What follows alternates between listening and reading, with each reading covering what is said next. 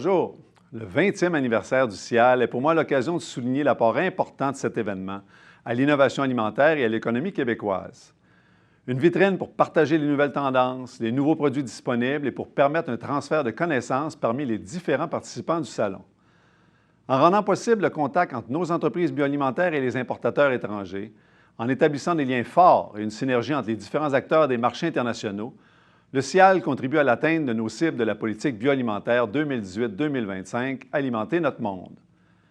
Il permet aussi au Québec d'accroître son autonomie alimentaire, notamment en favorisant le développement d'entreprises bioalimentaires prospères et durables. Les marchés québécois et les marchés extérieurs sont complémentaires. Ils offrent aux entreprises des occasions de développement et aux consommateurs un éventail de produits pour répondre à leurs attentes et à leurs besoins. C'est pour cette raison que le gouvernement du Québec est fier de soutenir ces conférences de haut niveau. Ces 2 dernières décennies de salons, d'innovation et de mise en relation font rayonner le secteur bioalimentaire québécois. Je félicite les organisateurs du SIAL pour leur capacité d'adaptation et je vous souhaite à tous et à toutes un bon salon virtuel. Merci. Bonjour à tous et à toutes. Hello everyone. Je suis Xavier Ponsin, directeur général du SIAL Canada. Hello, I'm Xavier Ponsin, CEO of SIAL Canada. Merci d'être connectés avec nous aujourd'hui pour nous permettre de vous offrir une expérience extraordinaire et unique à travers cette édition du SIAL Canada Connect. Vous êtes nombreux à vous être inscrits aujourd'hui avec près de 1500 inscriptions venues de 35 pays. You registered in great numbers with nearly 1,500 registrations from close to 35 countries. En effet, pour fêter nos 20 ans d'existence, toute l'équipe du SIAL Canada est fière de vous offrir un voyage dans le temps. Passé et futur, dans le monde de l'innovation alimentaire. Get ready and prepare to relive past feelings and experiences as we revisit March 2001, during the first hours in which SIAL Montreal was being discovered.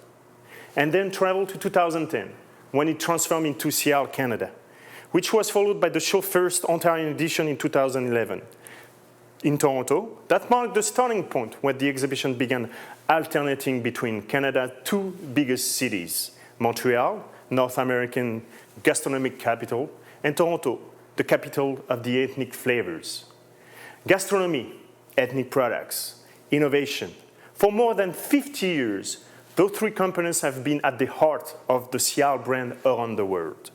With the help of our 2 innovation experts and SIAL Innovation Co-Presidents, Isabelle Marqué, spécialiste en communication et marketing alimentaire au Québec, and Dana McCauley, the new Chief Experience Officer at the Canadian Food Innovation Network. You will not only revisit the major trends from the last 20 years, but thanks to a lively panel discussion featuring passionate professionals that represent Canada from east to west, namely Sylvain Charlebois, professeur titulaire à la faculté de management et en agriculture à l'université de Dalhousie à Halifax, Dan Clapson, the famous Globe and Mail restaurant critic and Eat North founder, and Cher Mayweather, the founder and CEO of Provision Coalition. You'll discover what the future holds in terms of consumption. Francis Parisien viendra clôturer ce cycle de conférences en essayant de deviner l'avenir en termes de consommation, avec un angle santé que beaucoup d'entre nous prêchent et peu réussissent à confirmer. Francis nous permettra de mieux comprendre et anticiper les besoins santé des consommateurs. Nous finirons cette journée avec un temps fort, le dévoilement des grands prix Alizé, plutôt les finalistes.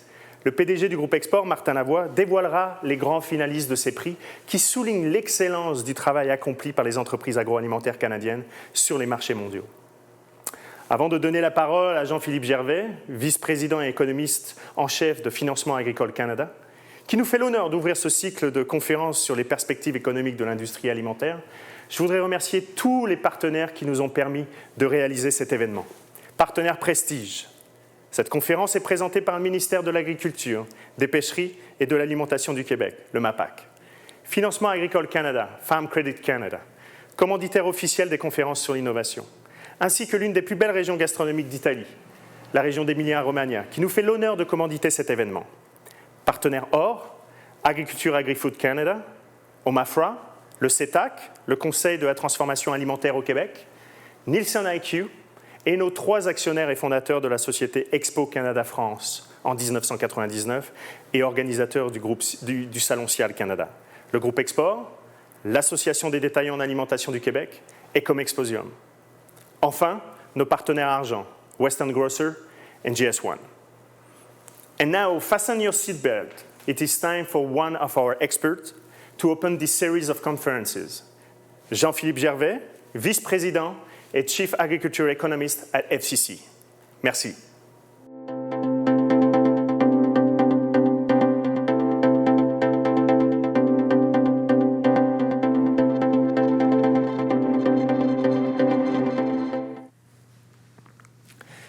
Good morning. Welcome if you're watching this presentation live, so welcome to all of you. And if you're watching a recording of this presentation, well, thanks for tuning in as well. My name is JP Gervais. I'm the Chief Economist at FCC. What I would like to do today is to describe what I call the 6 economic trends that matter most for the food industry. A word of caution, I'm an economist. I'm like any other economist. I love my charts. And really, the important point to focus on going forward for this presentation is not necessarily to focus on the data, the charts, but really to focus on the storyline. Everybody attending this presentation has some decisions to make within the business, wherever you are in the supply chain, whether at the farm, processing, retail level, top to bottom.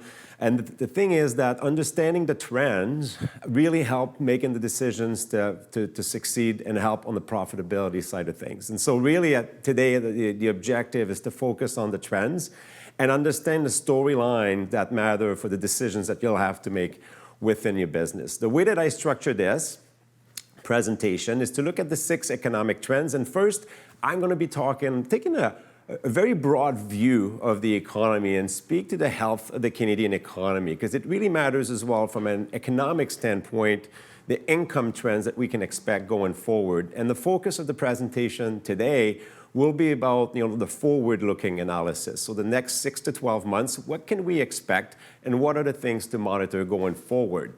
So first off, let's focus on the economic recovery. Now, this is one of the examples that I was talking about. Lots of different things going on in this chart, but just focus on the red line to begin with, right? So that's GDP. It stands for Gross Domestic Product.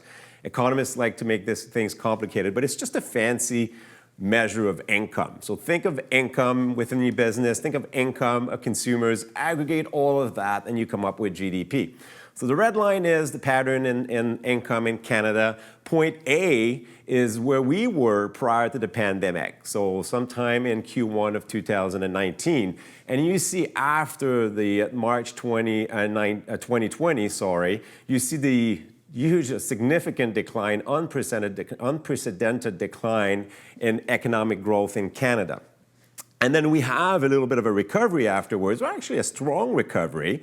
But point B is where we are now. That's the most recent data points we have when you think of income. And I call this an economic lull for now. The fact is that if you look at the last couple of months, for which we have some data points on the pattern of the economic growth in Canada, we had a bit of a disappointing economic news. April, May were actually really disappointing from an economic standpoint. And really, if you see just to the left-hand side of point B, you see that red line actually slightly declining. So we're in sort of a pause at the moment. The fourth wave has actually led to some of the questions as to what we can expect going forward. But the thing is, and I think that's the positive thing in all of this, is that we can expect economic growth to resume in the second half of 2021 and as well into 2022.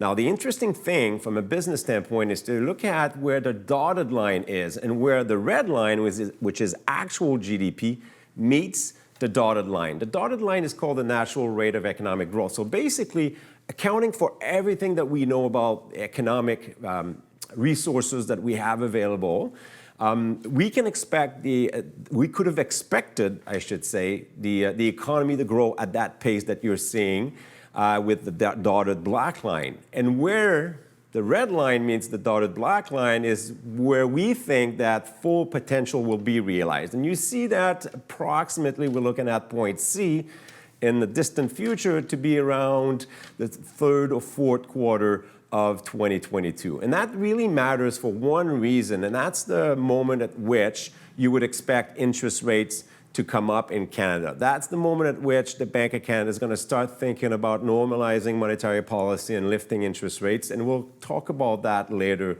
in just a little bit. You might be curious as to why do we expect economic growth to resume going forward? Well, one of the things that we can think about is this idea of pent-up demand, right? So think of a lot of money on the sidelines. Canadians have never had a savings rate since the start of the pandemic as high as this. Like right now, we're at 14%. It went all the way up to 22 at some point in 2020. And so the idea is that Canadians have a lot of money to spend, and they're looking to spend it. And with the food services reopening and so forth, we do expect that that's going to have a very positive impact in the agri-food supply chain.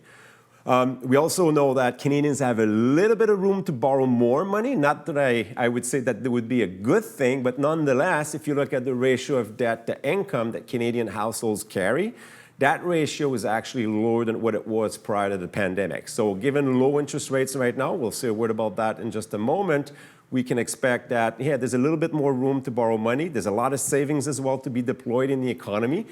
And the one thing to wonder about when you think of, how much of this pent-up demand could the food supply chain actually see, and how much of it is going to actually be passed through the supply chain? Well, you have to think as well of where those savings are.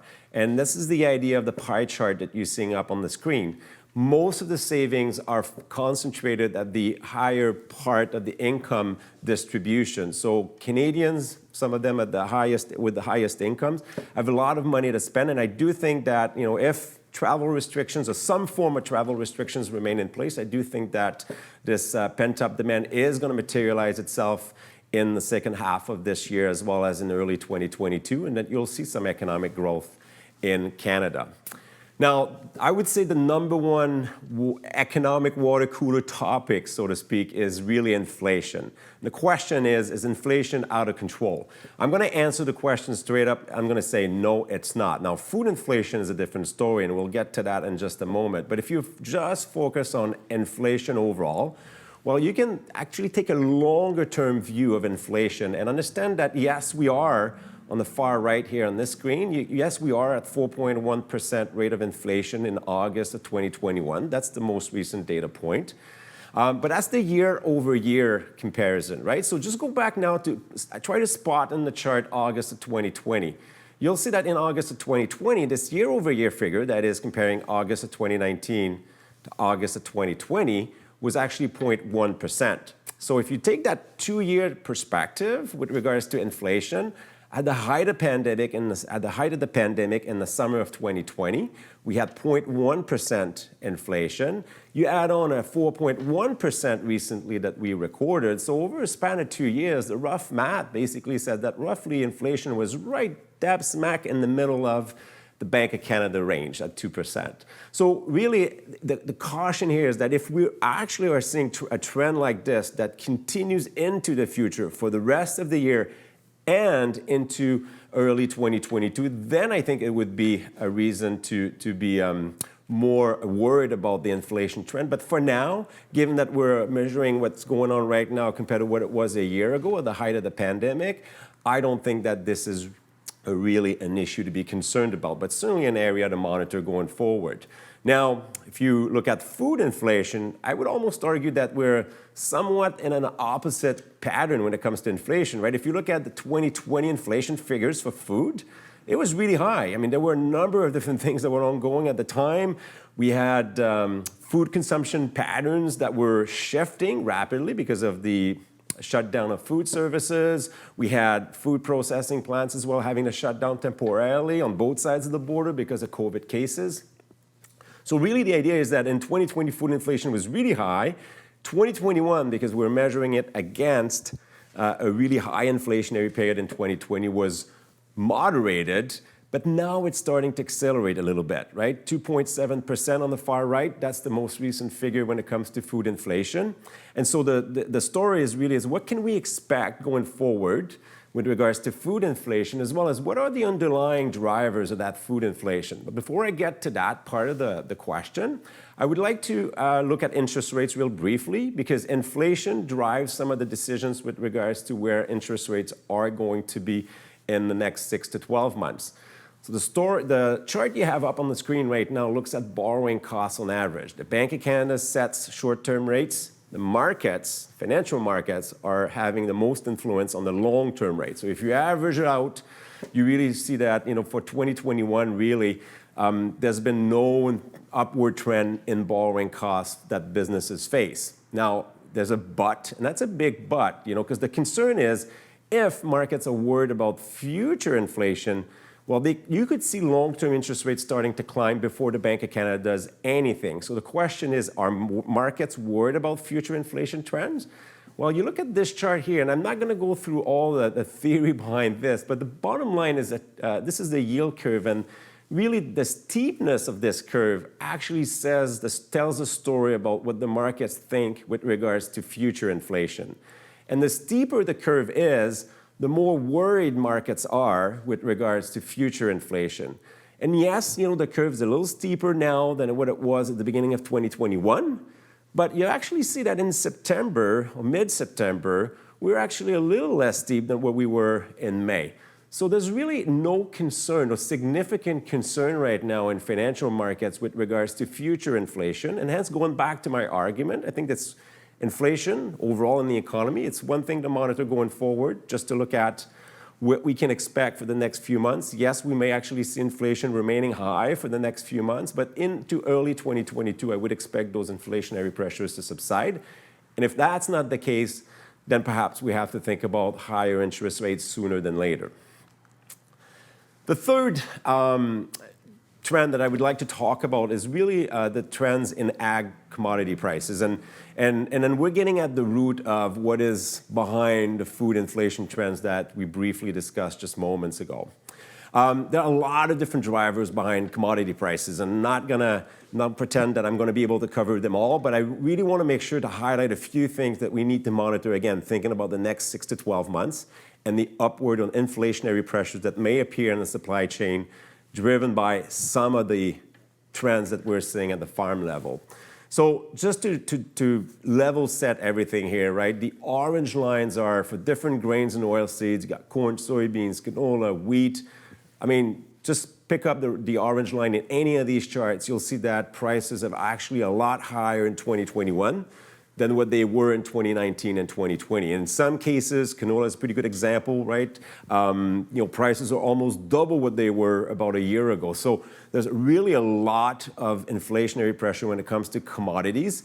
To some extent, for some of the commodities, we've seen a little bit softness in the markets recently.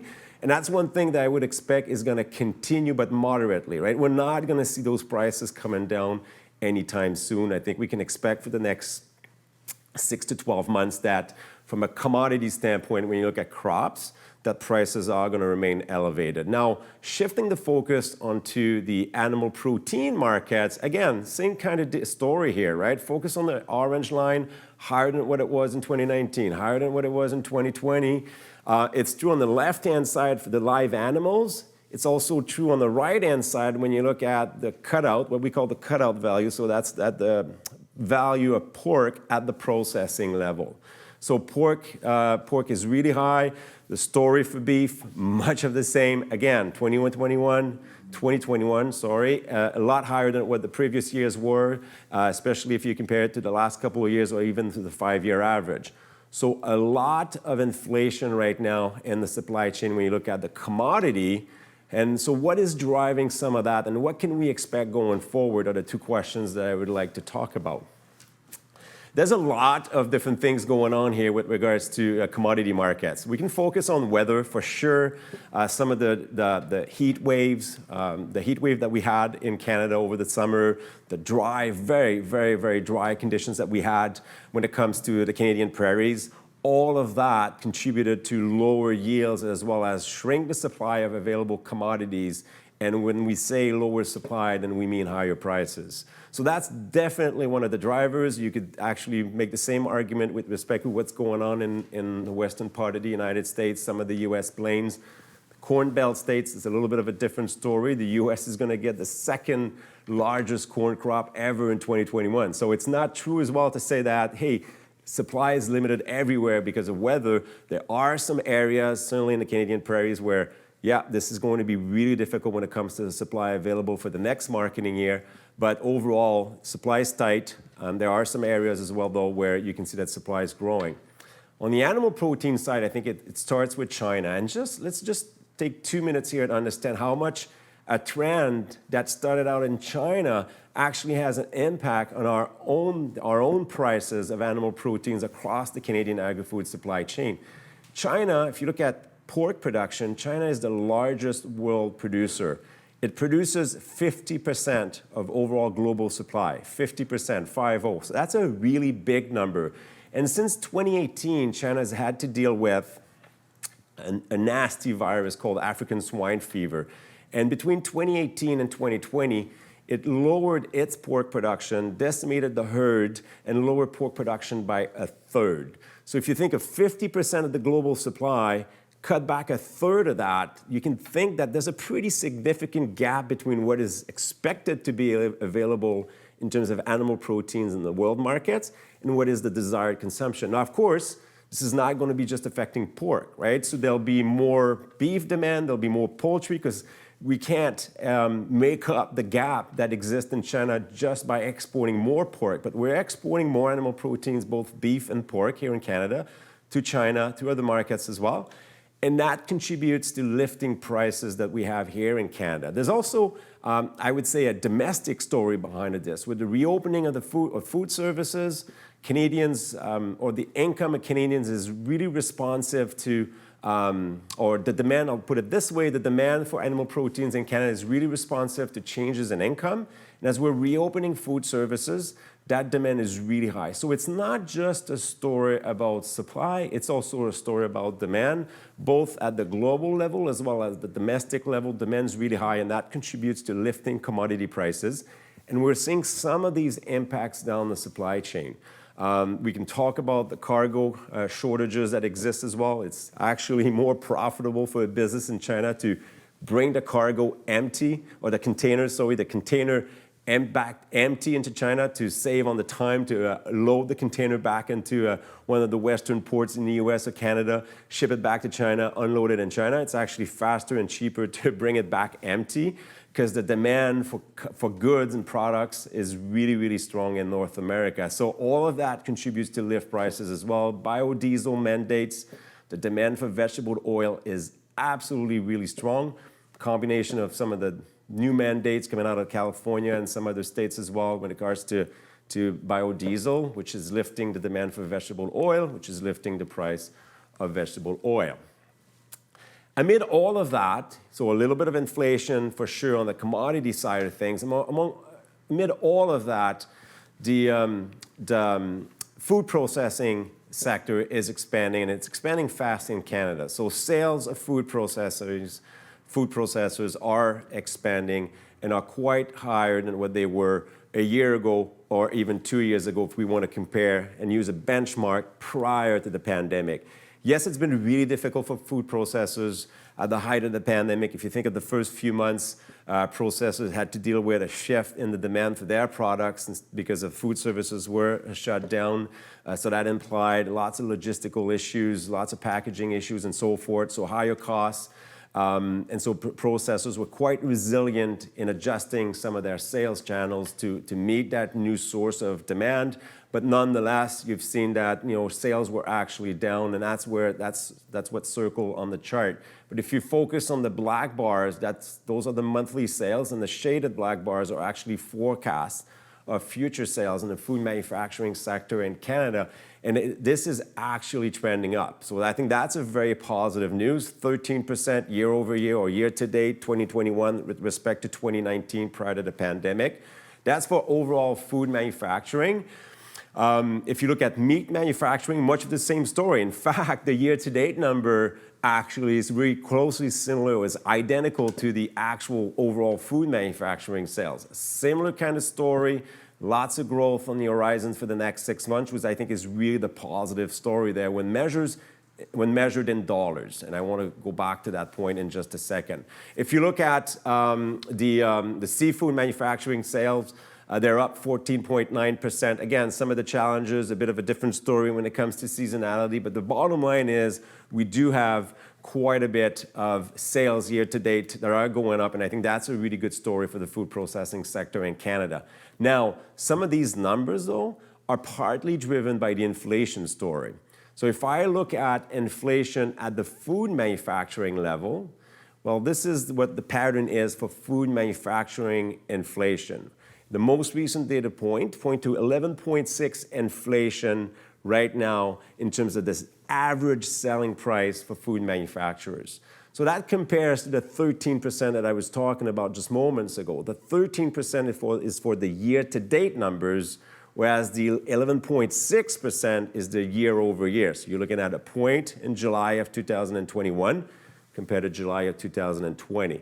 So that 13% growth is not entirely driven by inflation. So it's not an entirely inflation-driven story.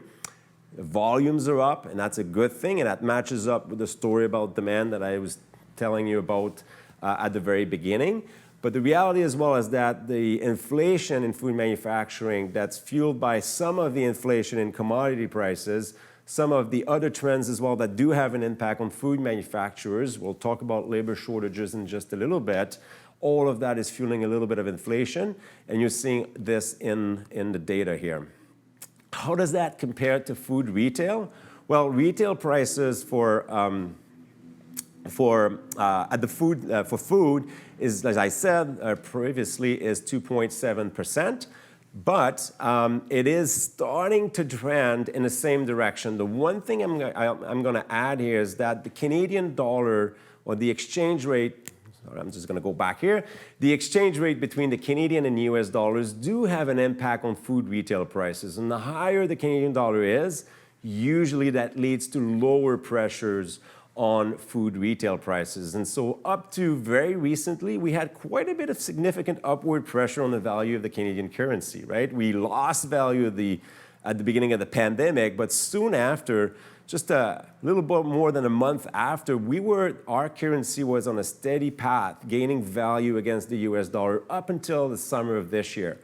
So all of that, I think, contributed to minimize and soften some of the pressure across the food supply chain. And now that we have our Canadian dollar now starting from the middle of the summer to now, losing some of the value it gained before, I do expect that this could contribute to trigger a bit more pressure, inflationary pressure at the retail level. Now, one thing that I want to emphasize as well, inflation at the retail level is different across sectors. So there is no one single story. Yes, we can point out, and that's the black bar there, we can point out the food inflation being at 2.7%, but there are tons of different products here that are seeing different inflationary patterns. And if you focus on the far right, I think if there's a common theme on the far right, it's that animal proteins in the supply chain are getting more and more expensive. And again, I don't think this is just a story about supply. I do think it's actually a story about demand. So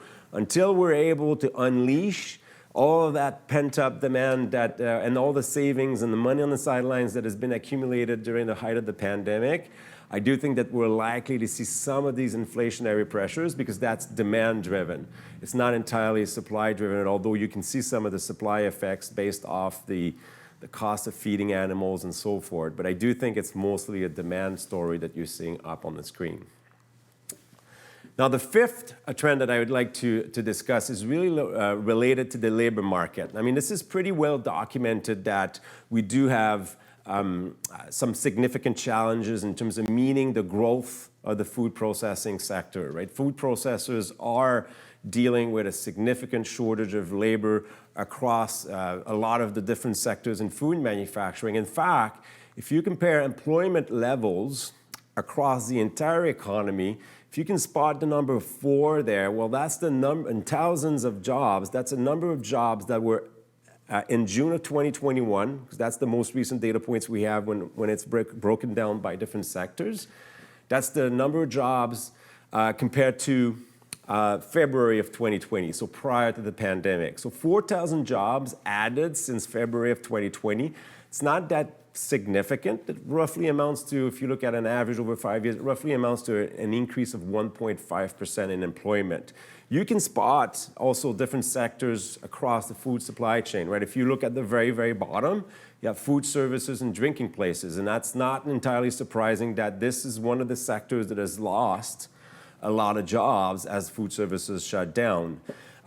If you can spot as well that one of the most significant gains in the overall economy in terms of employment is for food and beverage stores, 17,000 jobs added between February of 2020 and June of 2021.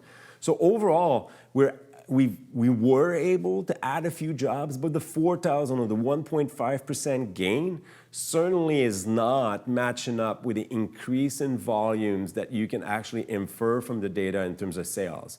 So there's really a really big challenge, and if we're not able to meet the labor demands of food processors and other sectors across the entire food supply chain, again, that can trigger a little bit of upward pressure on wages, and that can actually be passed through the supply chain somewhat. Really, I'm not, one thing that I don't really like to do is to look at the unemployment rate, because that doesn't really take, the unemployment rate has come down in Canada, and it really doesn't, I think, picture the extent of the challenges that we have in the labor market. What I like to look at is job vacancies.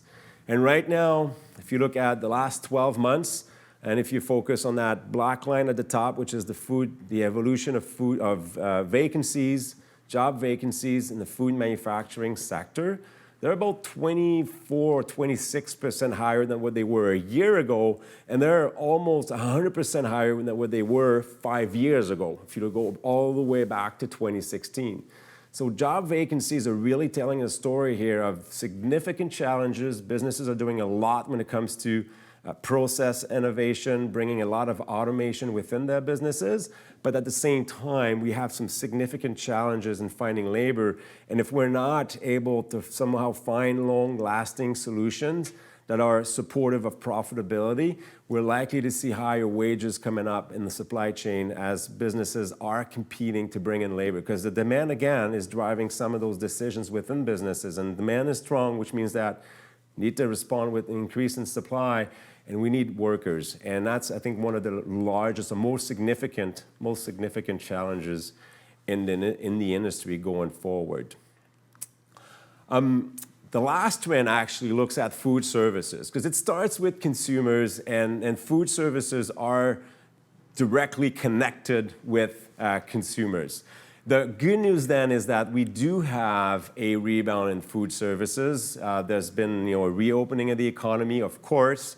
Everything that I'm going to say is subject to caution with regards to the emergence of the Delta variant itself or the emergence of a new variant. But if you look at the actual data when it comes to food services, well, the most recent data points that we have are for June of this year. And you can compare it to what it was prior to the pandemic, February of 2020. And you see those bars are below zero. So we're still in June, we were still at a deficit when it comes to food services and overall sales in the industry. The one thing, though, there's a lag in between diner reservations that we have from a private provider compared to food services sales. And we know now that diner reservations are basically caught up in September to what they were prior to the pandemic. So that leads me to believe that at some point in time when we do get the data for food services, we're actually going to see that nice rebound that I was talking about. The fact is that reopening has led to a rebound. Consumers are willing to spend. They have the income as well to spend. And all of that together actually points to a pretty significant rebound. And I'm hoping that once we get the final picture up until September, that food services sales are actually going to match the leading indicator, which is diner reservations. I'd like to conclude before we get into the Q&A is one thing that I forgot, given that we're doing this live, you have the opportunity to insert or type in some of your thoughts and questions, and I'm going to do my best to address all of them as soon as I'm done here. I would just like to emphasize some of the key messages. I do think that the outlook is extremely positive for the entire agri-food supply chain. We have consumers that have willing to spend, have some income to support that willingness as well. We have a few challenges ahead of us in terms of inflation and minimizing as much as we can some of the inflationary pressures, because the budget of consumers is not that elastic, right? So income does matter, purchasing power does matter when it comes to food purchases. And the more we're able to manage those inflationary pressures, work with our suppliers, work with our customers to find win-win solutions in terms of passing on some of those higher costs that are actually emerging for sure. I think the consumer is going to benefit, and the consumers will be there to support the industry. I do think that innovation is key. I know that we have a panel and presentations later today that will speak to food innovation, so I think you're going to be in for a treat in terms of hearing about some of the food trends that are going on in the industry. But I do think that all of that is pointing out to a really positive outlook amid some challenges. And one of the challenges is really labor. We have to be able to sort out the labor challenges ahead of us. We need to deal with innovation, or we need to implement innovation. We need to deal with some new ways to attract labor into the sector, because this is a promising sector, and so many times, we're not doing, when we have lots to do. Let's put it this way, we've got some work to do in terms of promoting the sector and making sure that we speak in a positive way about how innovative and how technology can be leveraged within the agri-food supply chain. So with that, I'm just going to turn over to my Q&A box in just a little bit here, and just go down the list of questions so that for all of you to, and please, if there's some other thoughts as well that come to mind as we're talking about these, put it in the chat box. I'd be happy to address them. So one of the first questions actually is related to consumption trends, in terms of sustainability, health, and if I see this as accelerating food inflation. As I said, you're in for a treat. We got lots of great speakers and experts to speak on these food trends. So I'm just going to say that there's a huge opportunity right now in the food supply chain. There's been a major shift, is it over the last 10 years, 15 years, in terms of the food supply chain being driven by consumers. It's really a pull market, whereas in the past, I would argue, it was really more of a push market when you think of the actual agri-food supply chain. It was, what do we have at the farm level, at the food processing level? We'll bring it to market. We're going to ask what it's worth. People are going to tell us, well, this is what it's worth. We're going to be, well, not necessarily happy with that price, but I'll take it, and here it is. I think now the really positive thing about this is that it's really focusing on the consumer. Consumer are driving the decisions across the entire food supply chain. So it starts with the consumer. Sustainability, health are two trends that actually are really promising. The one thing I would argue is that the industry hasn't yet resolved. There's some pretty good efforts that have been made in terms of finding win-win solutions, right? Coordinating with suppliers, coordinating with buyers, making sure that we're able to offer consumers what they want and at an attractive price point. And I do think there's more work needed for that coordination to happen. Too many times we're not able to have to install or implement the proper marketing mechanisms that will lead to win-win situations, win-win, that we're able to offer customers what they really want. So coordination across the supply chain is one of the things that probably we need to be looking at in terms of minimizing those inflationary pressures, because let's face it as well, some of these trends that we're going to be talking about do have some costs, and businesses that make the investments to actually respond to these trends need to also be compensated in some form. And so we need to find mechanisms that allow everybody in the supply chain to turn a profit in a sustainable way. One of the second question would be, because I didn't mention a whole lot of different things with regards to prices of fruits and vegetables. I did mention briefly the conditions in the western part of the United States. So if you think of a major supplier, California being one of them, the drought conditions in the U.S. and the western part of the U.S. are quite significant. And so I do expect that, despite the fact that briefly you saw that fresh vegetables and some of the fruits and vegetable inflationary trends were not that significant, especially when considering where prices of animal proteins are. I do think that in the future, I expect those prices to climb as well. We've had some really difficult conditions as well, growing conditions in BC this year. And British Columbia is a major supplier of fruits and, across the country. And so I do think that all of that together, again, given that consumers want to eat fresh, want to eat healthy, combined with, so the limited supply combined with an expansion in demand actually is going to be supportive of prices down the road. A question here with regards to products not being available, and I do think that refers to some of the time right after the beginning of the pandemic where we had a few shelves in some retail stores that were empty based off, the hoarding and the consumption trends that were developing, or the new consumption trends that were emerging with, food services shutting down. I think for the most part, the industry has done a wonderful job managing those fluctuations in demand. Of course, when you think of supply chain, everybody's forward-looking, anticipating what future demand is. You build up the inventory to answer some of those challenges or some of the trends that you're looking at in your business. And I do think that, yes, it was really hard to do to be able to anticipate everything that actually occurred.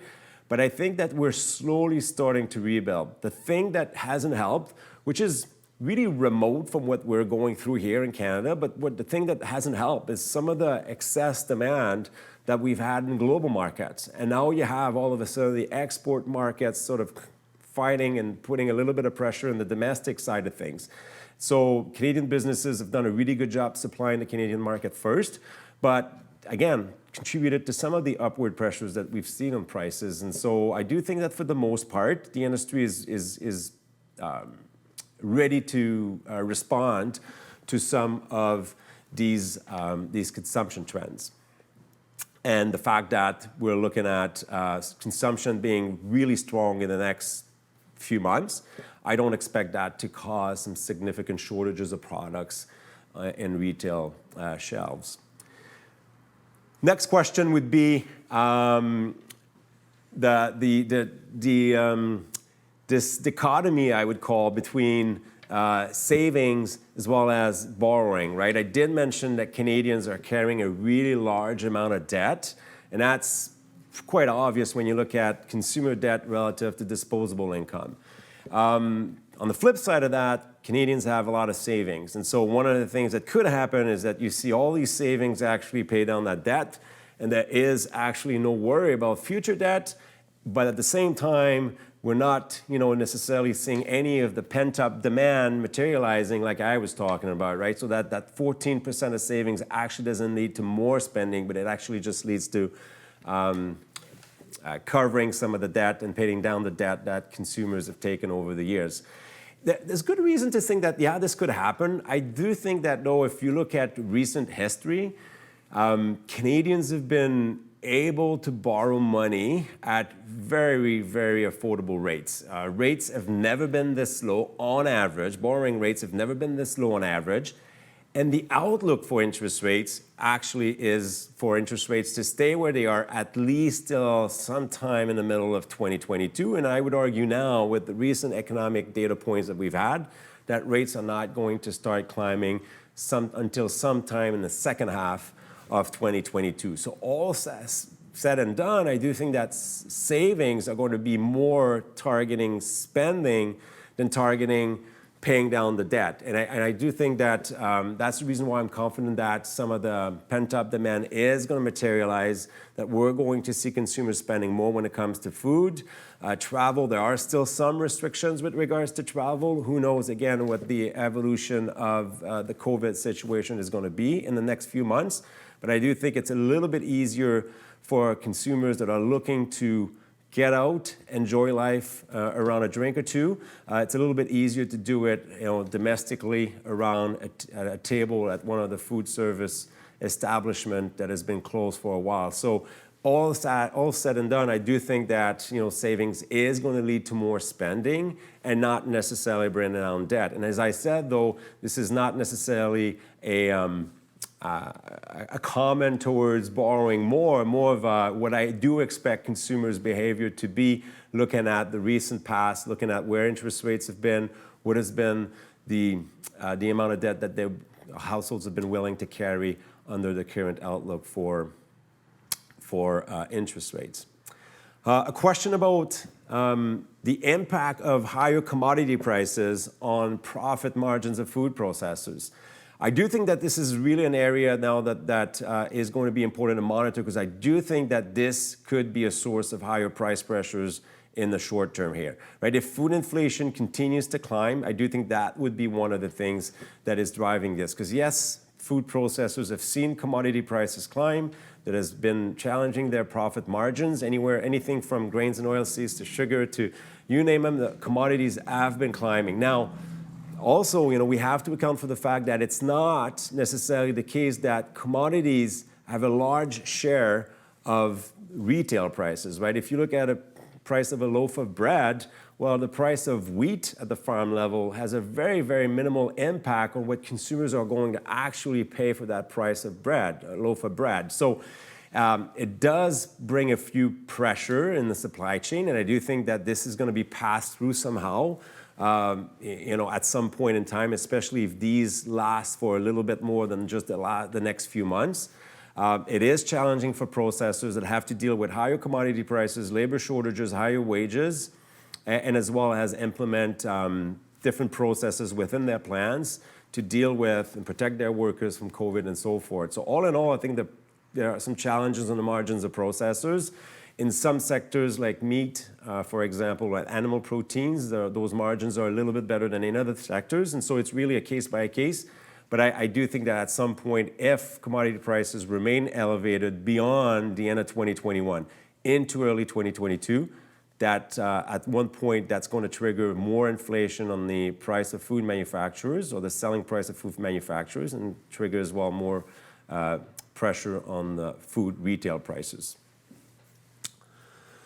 In terms of beverages, that's really interesting. Trends have been shifting quite a bit. Anything from the popularity of seltzer to, and I'm just looking at that second part of the question, which deals with coffee. And so I'm starting off with alcohol, which I guess in some ways reveal a little bit of my own preference. But you got consumers have shifted their consumption patterns when it comes to beverages in a significant, very, very significant way. Seltzer are gaining in popularity for absolutely definite trend, and especially here in Quebec, where you've seen their market share grown in a very significant way. I know my friend Francis Parisien from Nielsen is going to be looking at some consumption trends, and I hope that maybe he addresses the beverage trends in the industry. Coffee, you see that production has been challenging in some coffee producing areas. So again, from a supply standpoint, weather is having an impact on the availability of the raw product, and that tight availability of raw product is going to turn into more inflation at the retail level. So I would expect coffee to be one of the sectors or one of the products that is seeing a little bit of inflation going forward. Another question here on innovative technological trends to make up for the lack of labor force. I did say that automation is certainly something to consider, and I certainly don't want to send a message that there's nothing that has been done in the industry with regards to innovation and technology being brought in the plants, because absolutely food processors have done a really good job at innovating. I would argue, though, that if you go back 5 years, and you have to maybe think of outside of the 18 or 19 months that we've been in this pandemic, and really look at a couple of years prior to the start of the pandemic, the food processors have been doing a lot of efforts on product innovations. We've got tons of products that have been brought to market here in Canada, as well as outside of our borders, And there's been really a lot of efforts brought or made in terms of innovation, food product and innovations, and perhaps, and again, this is just a rule of thumb or a general comment, that we've maybe spent a little bit less time on the process innovation within the plants. And I do think that this is right now the number one issue. We need to be accounting for some labor challenges. The labor trends we have in the marketplace Yes, some of the labor trends are absolutely the result of the pandemic. But having said that, we knew before the start of the pandemic that we were in a tight labor market. We knew that. We knew that we had an aging population in some provinces more so than in others. And all of these trends were going to lower the labor force participation rate, and we're going to put businesses in a tight spot when it comes to labor availability. And so we're seeing, well, what we knew was going to happen anyhow. It's just that the pandemic has sort of amplified, magnified, sort of speed up a little bit some of the trends that we're saying. And so innovation now becomes critical, and especially when it comes to automation. There are opportunities to look at automating some processes within food processing plants. And I think that's what the industry is really looking at for good reasons. The challenge with regards to labor is such a strategic asset within any type of business that we also have to have a strategy when it comes to labor. But automation is really, I think, something that I would like us as an industry and as a country to look at really strongly, because I think that's what we need to sort of make up for the labor shortages that we have. Fruit drinks and nectar segment in Canadian markets, as you already said, Canada experienced whopping heat wave this year. This is not something that top of my head I would be able to answer. I know that this is absolutely, weather is actually a seasonality, or as I call it, seasonality is actually related to some of the consumption trends and the heat wave that we've had really throughout the country, more so I would say in the western part of the country, and then we experienced some of it in the eastern part of the country, in central and eastern Canada, later in the summer. Do you think that actually matters?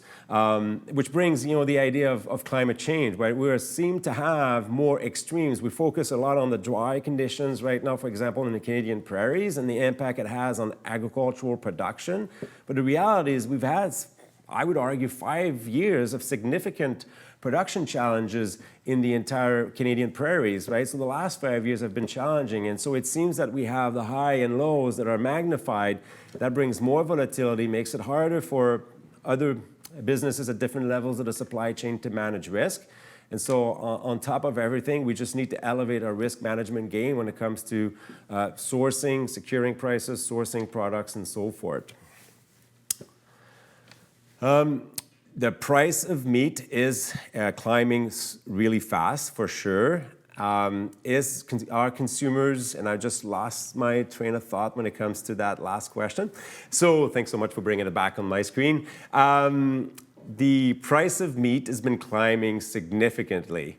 And would this mean that Canadian consumers are going to move toward plant-based, adopt more of a plant-based diet? I do think that this trend, aside from, and I'm not suggesting in any way that the economics of it don't have a role, actually do. The economics matter, pricing matter. It's not, I think it's a fallacy or not necessarily a really smart thing to ignore the economics of it, ignore the pricing, ignore the competition between the different sources of protein, ignore the disposable income of consumers. But this trend, moving towards a plant-based diet, was actually occurring already prior to the pandemic. And of course, the pricing shifts that we have in the marketplace are actually amplifying some of those trends. Fact of the matter is that if you account for, if you look at beef consumption, for example, and if you take out the influence of pricing, the price of beef, the price of competing meats, the price of competing alternatives, plant-based proteins, and so forth, if you take out income, you try to account for all these things that matter on beef consumption. You look at trade, what we bring in, what we get out, all those type of things. And if you strip down all of these things, you're left with what? You're left with consumer preferences. And so you can build an index of consumer preferences for beef and compare that index with actual trend in consumption. Because consumption is influenced by all of these factors that I was talking about: availability of product, price of competing alternatives, and so forth and so forth. And if you look at the index of beef preference, that index has actually gone up in recent years. And so, Canadians still want to eat beef. I think, the case for me is that Canadians want a diversified diet. There's more of that flexi diet as well that is popular. And prices do have an impact on on the choices that consumers make. And so we don't want to ignore prices. The price of plant-based proteins are coming down, but they're still a little bit more higher than what you would find for competing or equivalent sources of protein. So this is, as innovations brought in, as more competition is brought in, I do think that these prices are going to be coming down, and I do think that this is going to be supportive of consumption choices when it comes to plant-based proteins and other sources of proteins as well. There's one thing as well that I didn't address, in one of the previous questions, and that was related to the price of, this particular question that was related to the price of meat. The impact of one of the factors also driving the impact or driving the price of meat is the impact of the Canadian dollar. So the exchange rate that we have with regards to the US dollar, because if you look at animal proteins, most of the supply chains are integrated with the US, and when they're not, when they're just solely focusing on the Canadian market, there's still an influence of the US market in these supply chains. And so if you look at the value of the Canadian dollar with regards to the US dollar, it does have an impact on the availability and the affordability of different sources of protein. If you look at our forecast for the value of the Canadian dollar, as I said, now since the beginning of the summer, we've seen a little bit of weakness. We don't expect the Canadian dollar to go over the 80-cent threshold and stay under 80 cents for the rest of 2021. And, in 2022, slowly climb as we have more of an economic recovery. But the value of the Canadian dollar, no surprises there, is actually tied to the strength of the economic recovery, right? So if we have an oil price that climbs because there's more travel, more movement of merchandise, more movement of people, then that would lead to higher pressures on the Canadian dollar. But as we speak now, given where we're at in terms of pricing of oil, for example, given what we know as well about, because the other factor that drives the Canadian dollar is the relative interest rates between Canada and the US. So the higher interest rates would be in the US, the more the demand for US dollar would be strong, and the lower the value of the Canadian dollar would be. So all of that combined, I don't expect the Canadian dollar to climb significantly into 2022. Yes, I can see it over 80 cents. But all of that should unfortunately, depending on the perspective you have, should keep food retail prices and food prices in general elevated. If we were to see the Canadian dollar climb significantly, then that would be a case where perhaps we would see inflation or food inflation moderate going into 2022. Just a quick question on plant-based and production of meat, and this one is in French. I'm just going to shift over to mon français pour répondre à cette question-là.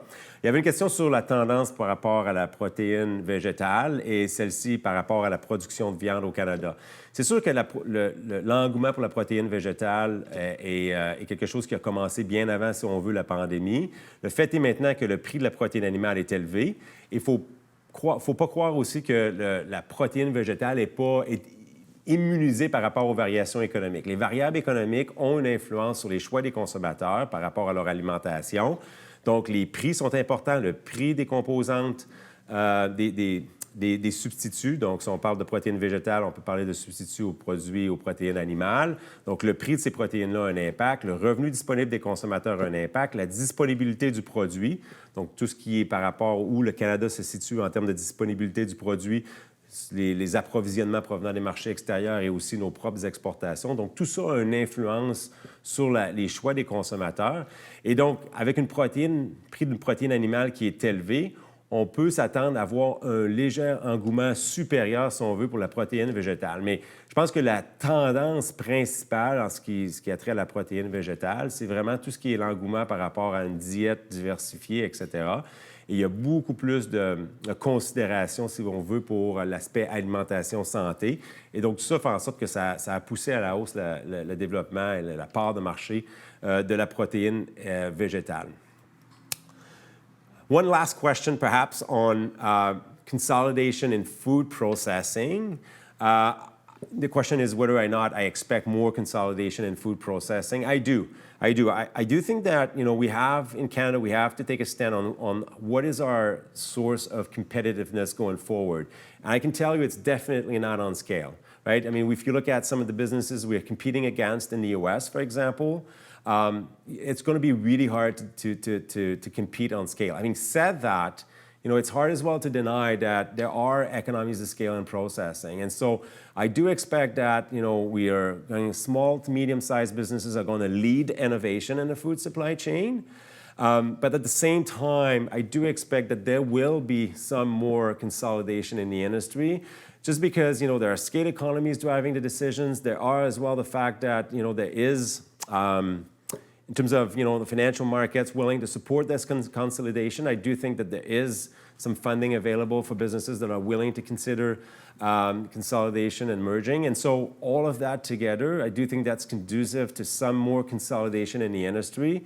But, let's not forget that a lot of the innovation in the food supply chain is driven by small and medium-sized businesses. And so I do think that that's one of the sources of growth that we're going to see in the future when we think of food manufacturing sales going up. I do think that a lot of that is going to come from small and medium-sized businesses and not necessarily from the largest food manufacturers. Don't want to downplay the role that these large food manufacturers have on the health of the agri-food supply chain.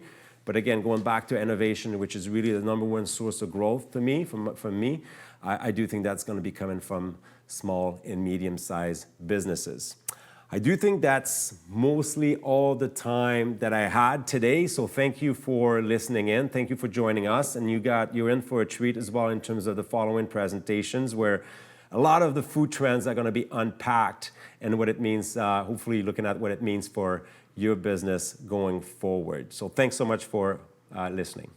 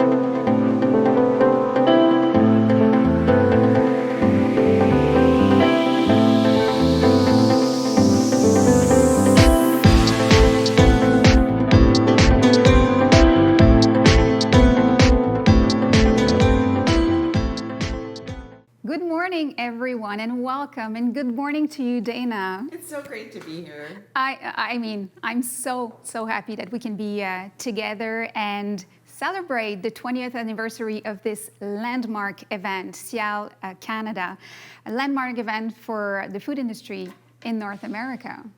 It's exciting, but a little different, right? You and I are used to leading up the SIAL Innovation Awards juries, and this year, because of all the reasons that everyone knows that have changed everything, we weren't able to have an awards competition. Unfortunately. So I think it's kind of fun, though, to look back and see what, in this 20th year of SIAL Canada, has transpired and how trends have evolved. It was really interesting to me to think about how the expression of certain trends has matured and become more convoluted. So I'm pretty excited about us looking back and digging in. I mean, we could of course talk all day. There's so many trends that are at play in the Canadian and the global food innovation space. But I love that we've honed in on convenience, sustainability, and health. There's your topic. I'm like, I don't remember that. And health as these really long-term macro trends that have had many iterations. And so I'm really excited to dig in today, and I hope you are too. Absolutely. And as you said, it was in a way a hard pick because there were so many that we could talk about. True story. The good news for all of us and for you at home is that we will cover more trends with our panelists right after. But as Dana just said very beautifully, we decided to concentrate on those 3 major macro trends as they are the ones that have truly had an outsized effect on all aspects of the food business over the last 2 decades. So before we start, maybe 2 very quick housekeeping notes to share with you. First of all, during the whole presentation, be very comfortable to send us your questions through the Slido app, just right there as you see it on the screen. But no math questions. No, please. Thank you.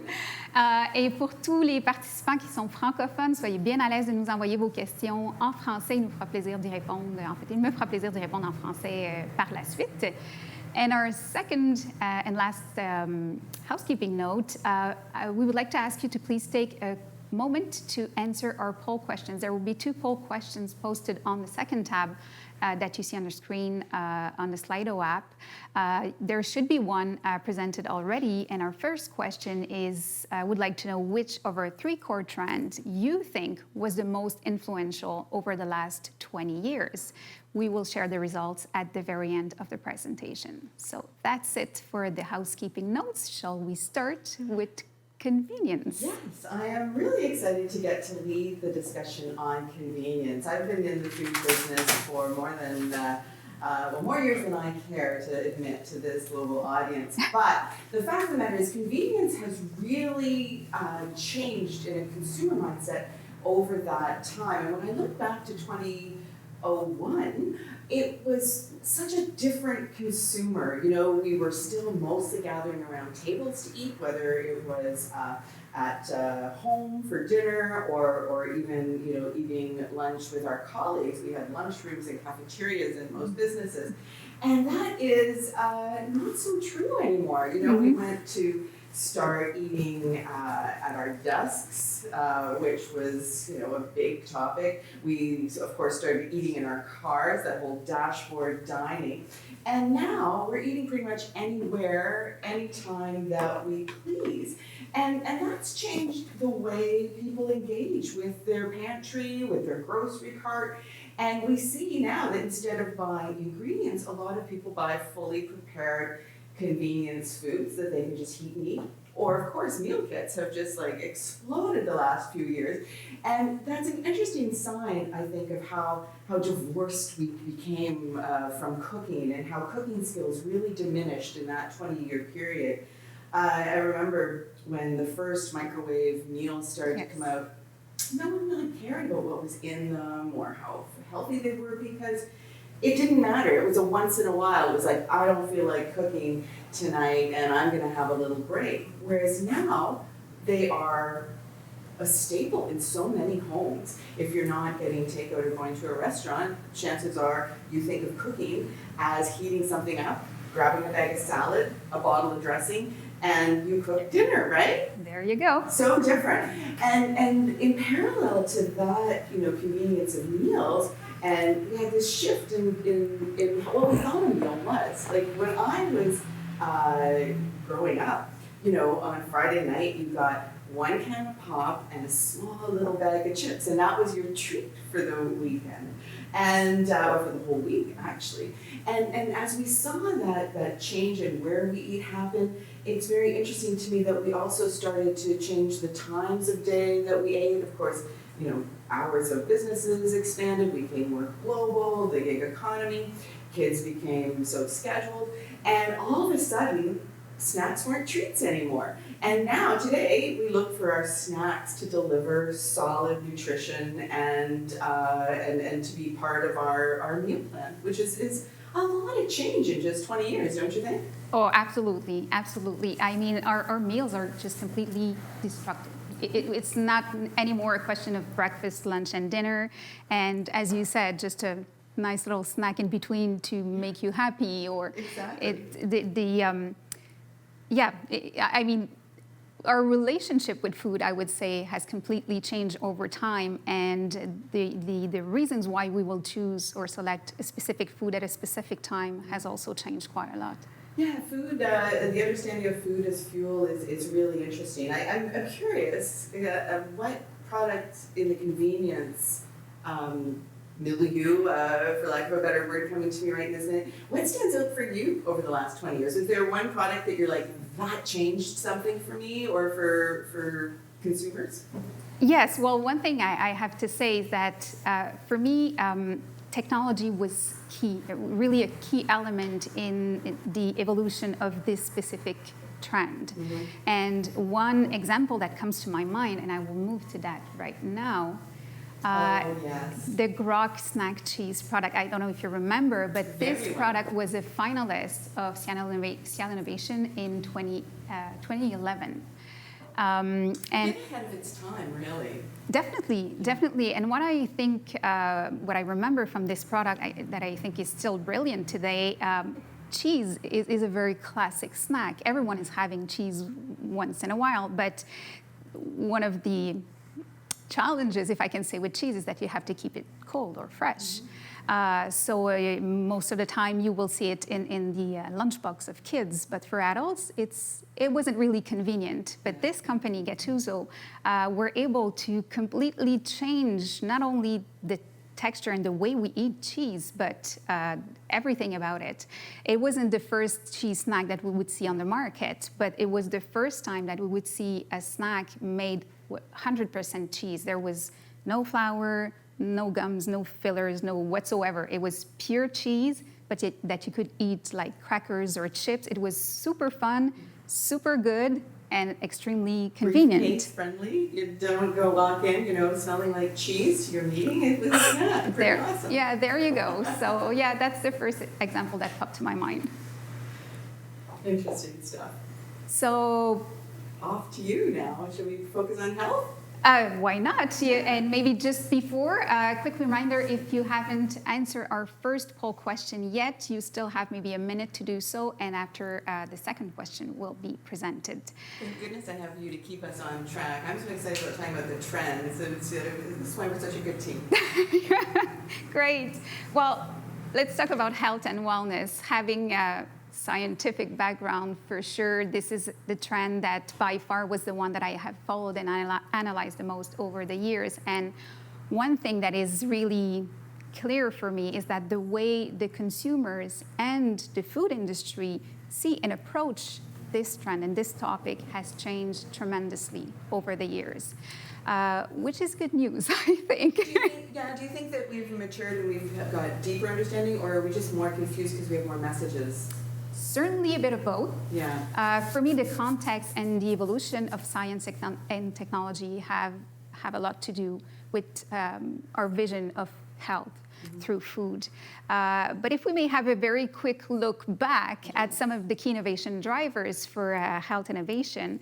So in the early 2000s, if you recall, it was the moment where the food industry would just focus on removing cholesterol, fat, sugar, sodium, which is why I called it the low and no era. So the focus was on prevention of some big diseases like cardiovascular disease, diabetes, or obesity. And we have to put ourselves back into context. That was a time when the public health authorities did share new data that were quite alarming and showing even more strongly some great evidences that what we eat has a direct influence on our global health at short, mid, and long term. And for those of you who were already working in the food industry at that time, you probably remember this famous health check program that kind of became a staple. You had to have that certification on your packaging at some point, because for consumers, in your media, I was working in the magazine world then, and we were putting health check on recipes. You're right. It was more than just in the grocery store. It was in all of the external touch points you got about food. Absolutely. That was really big. And around 2007, 2008, those were the big years, if I can say, for the health check program. But as you all know, we have moved on. It's not, it doesn't exist anymore. And then the food industry kind of moved to, I wouldn't say the complete opposite, but in a way the complete opposite, in the sense that we were not focusing on removing some harmful nutrients, but adding some functional ingredients such as plant sterols and omega-3 and probiotics. So it was a more positive vision of health, but at the same time, more technical. And since, if you remember, we didn't have at that time the luxury to to mention on the packaging any health claim. It was not allowed by the Canadian regulations. So how could a consumer why would a consumer buy a product that is more expensive, that you don't understand what it's for, and for what you can understand, you have to believe it because you wouldn't really feel the benefits?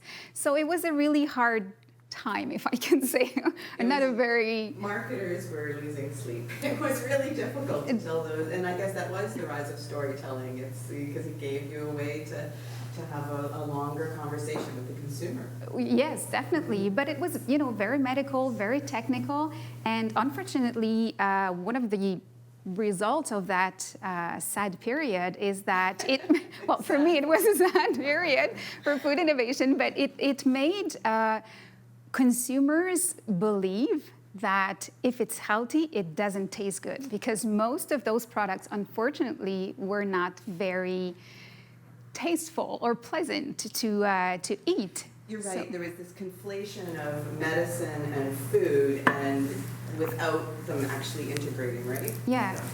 So luckily, we've moved to another era that everyone knows, the clean label, the time when food companies decided to change focus from nutrients to the ingredient list, try to clean that as much as possible, and make the food as similar as it could be to what it would look like or taste like if you would make it at home. For me, that was a very interesting time, because we saw the emergence of many new ingredients and new packaging, new way of processing the food. So a lot of innovation came through that period. And today, for me, we're just continuing in that direction. So naturalness is still the key innovation driver for health, but there's one new element that is adding to naturalness, which is all the environment and sustainability aspects. So we now understand more and more that not all tomatoes are the same, not all chickens are the same, and the way a food was grown and processed does have a direct and indirect influence on the global quality of the food. So challenging, but I believe very promising and interesting when I look at the future. So that was my little, look back in time.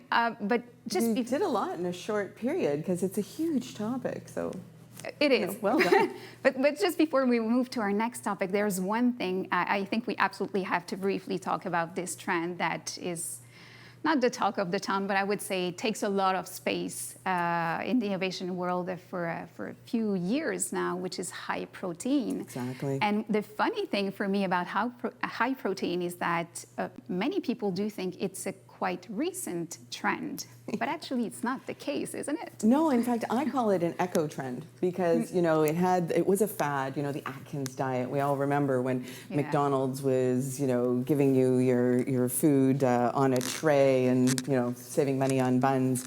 And that was like this whoosh, it was here today, gone tomorrow. I know so many food companies who got burned through Atkins because by the time their innovation pipeline matured to launch the products, it was over. And it was interesting to me how, though, that matured. The first blush of the high protein trend was, iterated through the Atkins diet, which was really hard to sustain if you, were living in a family that sat down and ate at a table, right? Think about the time. You couldn't cook one meal for everyone at that point. And I think it's really interesting how protein now has outgrown the baggage of Atkins, and it's become this nutrient of focus and moved beyond just being for bodybuilders and really fitness-focused people to now being something that normal consumers who aren't necessarily overly active think about as a snack that provides satiety and a nutrient that will help them to have brain acuity and all that kind of thing. Like got to be honest, all the keto, paleo is very interesting to me, especially paleo, because I think about cavemen and cave women and cave people, and I don't think they had really long lifespans, and yet we all want to eat like them. So I'm kind of confounded by that. But anyways, I do think protein is not over yet, and that it's really, it'll be fun to look back in another 20 years and see if what, when we were focusing on low fat, and then science evolved, and then we started to focus on high protein. In 20 years, I wonder what nutrient will be the one that you and I, on our canes, are standing here talking about. But you're right, that protein will be there for a long time, I'm pretty sure. And it's so well tied up to our two other trends, to convenience, as you said. The fact that we don't have, very structured meals anymore, and we replace a meal by a snack, a bigger snack, or a small meal. I don't even know how to call it anymore. Proteins are key. And with sustainability issues, we're not going to talk about it very soon, but yes, so protein are definitely here to stay. And you just said a few words about paleo and keto, and I was going to ask you if there was one trend or product that you are actually surprised that they succeeded. Well, you know me so well, and you know that when keto first started to become a thing, that I was saying divest. I really didn't see keto taking off the way it has because of watching the Atkins trend firsthand and seeing how hard it was for people to sustain it. But as I said, I think that different time, different way of eating, much more individualized. We went from thinking about what will the family eat to what will I eat, and potentially that's helped. And of course, innovation. There's a lot of really great new products that couldn't have existed 20 years ago. I agree so much with you. For me, keto, like gluten-free, are two trends that I'm still extremely surprised how important they got. And the main reason why is consumers are buying those products are not the reasons why they were created. It's completely different. Excellent point. So when will those two realities connect? I don't know if they will one day, but there's a huge confusion around gluten-free. There's a huge confusion growing around keto also. So it will be interesting to see what happens next. The good news is we won't be bored. No, that's for sure. So I guess it's time to move on to sustainability. Please, again, have a quick, take just a quick moment to answer our second poll question if you haven't done so yet. And I let you take this Well, one. it's so interesting to me. On our panel coming up is Cher Merriweather, who's an expert in sustainability, and I had a chance to chat with her this morning, and I was glad to see that she agrees with my takeaway that 20 years ago, sustainable meant that something was either made from like something that normally would have been a waste stream, so we had tissue and toilet paper and all that kind of thing that was made from recycled paper, and we were using less energy, and you were a hero if you went to the grocery store and you brought that stuff home. And now today it's so complex. It's not even like it's a web. It's a matrix of different types of qualities and deliverables that people must consider when they're thinking about being a sustainable consumer.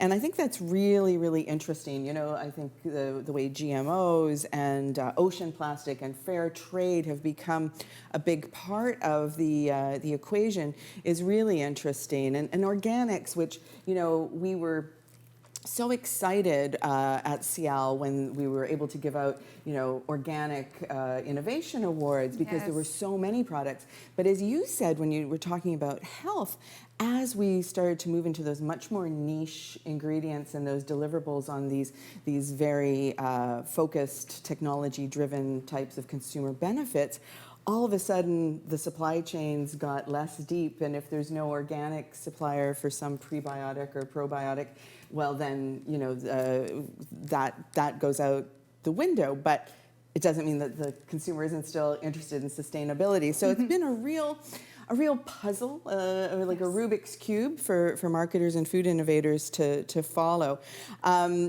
I think millennials, millennial mom in particular, has been one of the most interesting demographic parts to watch during the last 20 years.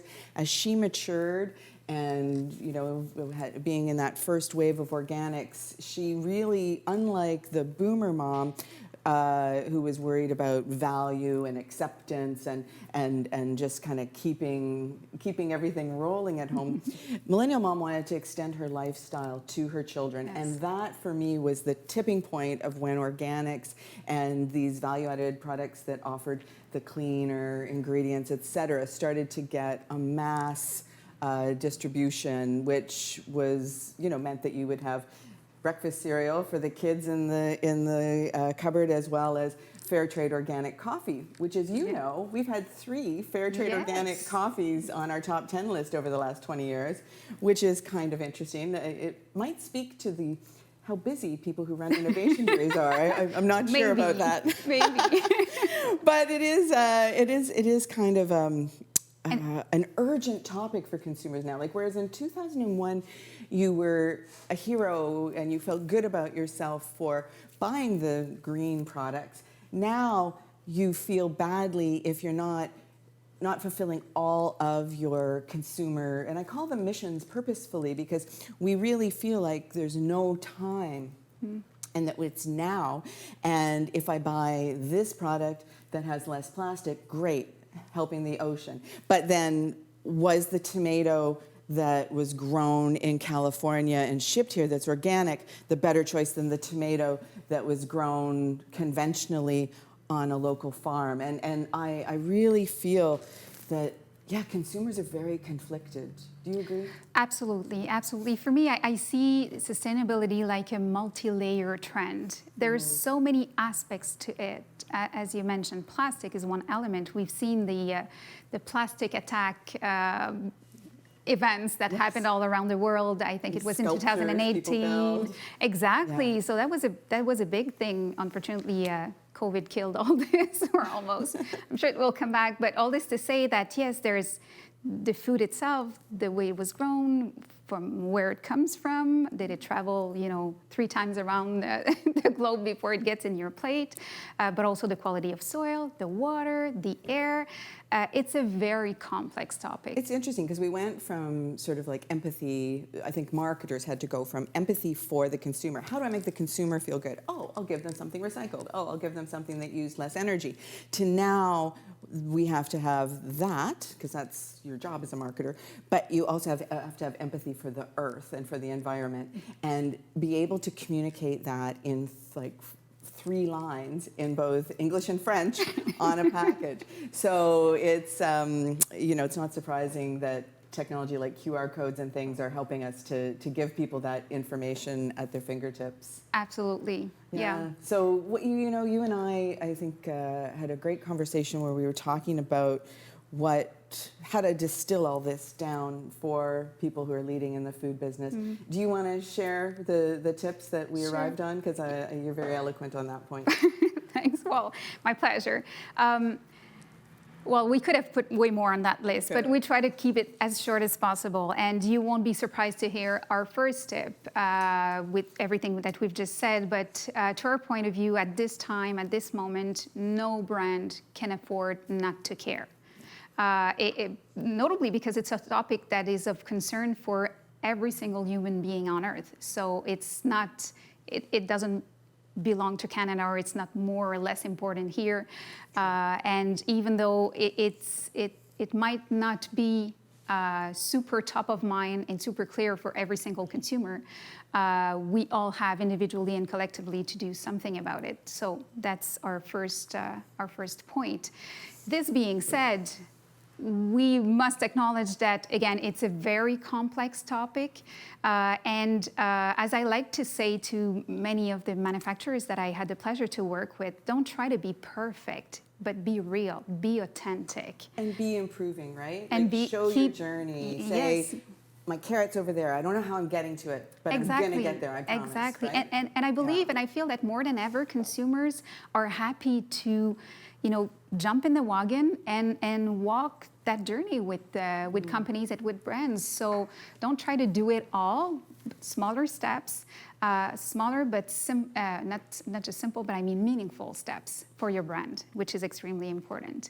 And last but not least, if it can show on the screen, yes, please keep it fun and enticing.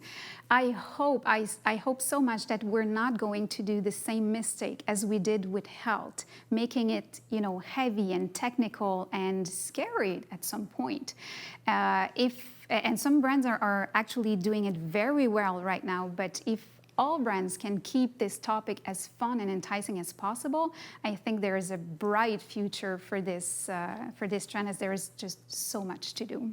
I'm hoping that folks will follow your advice, because anytime we can bring people together around a cause, I think we have a lot more chance of success. And as the day after an election that was very divisive, and COVID, which has been very divisive, I think I think the days of the challenge brand where you're asking people to taste the 2 products and which one do you like best, I think that's over. I think we're seeing some really great collaborations on marketing and branding, and that can really tie in nicely to this mission of taking sustainability to a place where people feel and are actually being effective. Absolutely, and we have a great example of that from 2020. Yes, our silver medalist. It's so interesting. So in 2020, we did the SIAL Innovation Awards from home. Isabelle had a group that she led en français, and I had a group of Canadian jurors who were all over the land. And normally, packaging is not as exciting to our jurors. It's like they want to taste things, they want to try things. And this amazing package rose to the top. And the picture doesn't do it justice, but what's so fantastic about it is that this company was able to really deliver. So instead of it being a plastic or a foil type of container, every single thing about it is compostable, including the tray that the chicken goes on. And it works, and it's flat, and it's easy to ship, and stores easy to handle. Stores find it. Yeah, like it touches a win. Nobody has to give anything up with this product. Absolutely. And I was really pleased that our juries really responded so well to it and gave it the silver award. Absolutely. So. Yeah, I guess we should sum up and get to some questions. Yeah, I hope we have some. What was your big takeaway from our exercise this year of looking back to look forward? I think for me, the one thing that I knew, but that is even more obvious now that we've done that exercise together, is that the trends are more intertwined than ever before. Mm-hmm. So in order to make a strong innovation strategy, we absolutely have to take into consideration not just one trend and work with it singly, but multiple trends, everything that is of interest and that is relevant for your brand, and try to work on multiple aspects, as long as, again, it has to fit obviously with your brand and what your consumers are looking for. But yes, that intertwined thing is fascinating for me. Yeah, I agree. It makes it harder to identify the unique selling point and to figure out which white space you're filling necessarily as part of a category. Mm-hmm. But it does seem to be the challenge of this time for people in the food business. So before we get to the Q&A, let's give folks a minute to finish up, and before we get into our poll results, why don't you tell me, what have been in the last 20 years, what are your favorite things that you've seen come across your desk as SIAL Innovation Lead? That part of our preparation for today was by far the most fun, just to have a look back at all those finalists from the past, almost 20 years. We had data to go back until 2007, if I recall well. So it was difficult, honestly, to make a pick, but my first pick is this one. Solo Fruit sorbets. This company is here in Montreal. And the reason why I picked this one as a first pick is, for me, that's probably the most interesting example we had over the years to illustrate the fact that innovation is an ongoing process. Exactly. It's not something that has a beginning and an end.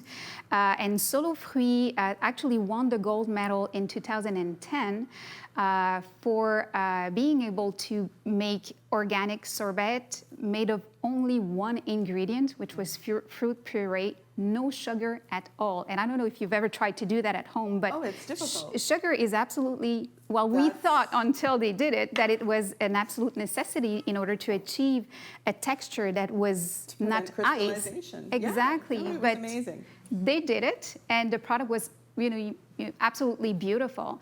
And they came back 10 years later and won our packaging award in 2020 for being able to propose the same products, but in a container that does not have any plastic whatsoever. No coatings, not even in the lid. So the recipe was already great. It was organic. It's only one ingredient. Tastes super good. I mean, all the boxes were checked except one, packaging, and they kept working on it, and they did it.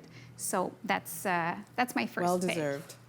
My second pick, very quickly, yes. I had to choose this one. Quick Start snack bars they were our bronze medalists from 2018, if I recall well. I think you're right. And I would resume this innovation with two words: creative and audacious.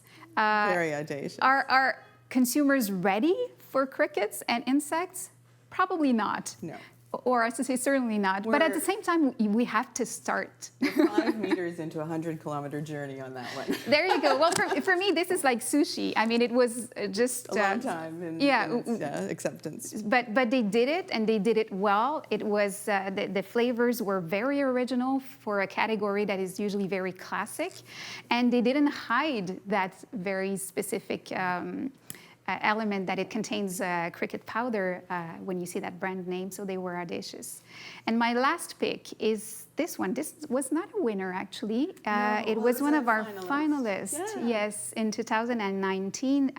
Abokichi, I'm sorry if I don't pronounce it properly. Abokichi miso soup. And for me, the interesting thing about this line of product is the fact that I think it was really clever to rethink the way of doing miso soup miso has to be fermented, and this one was naturally fermented with the byproducts from the production of sake. So they would mix two Japanese cuisine staples together to create this beautiful line of soups.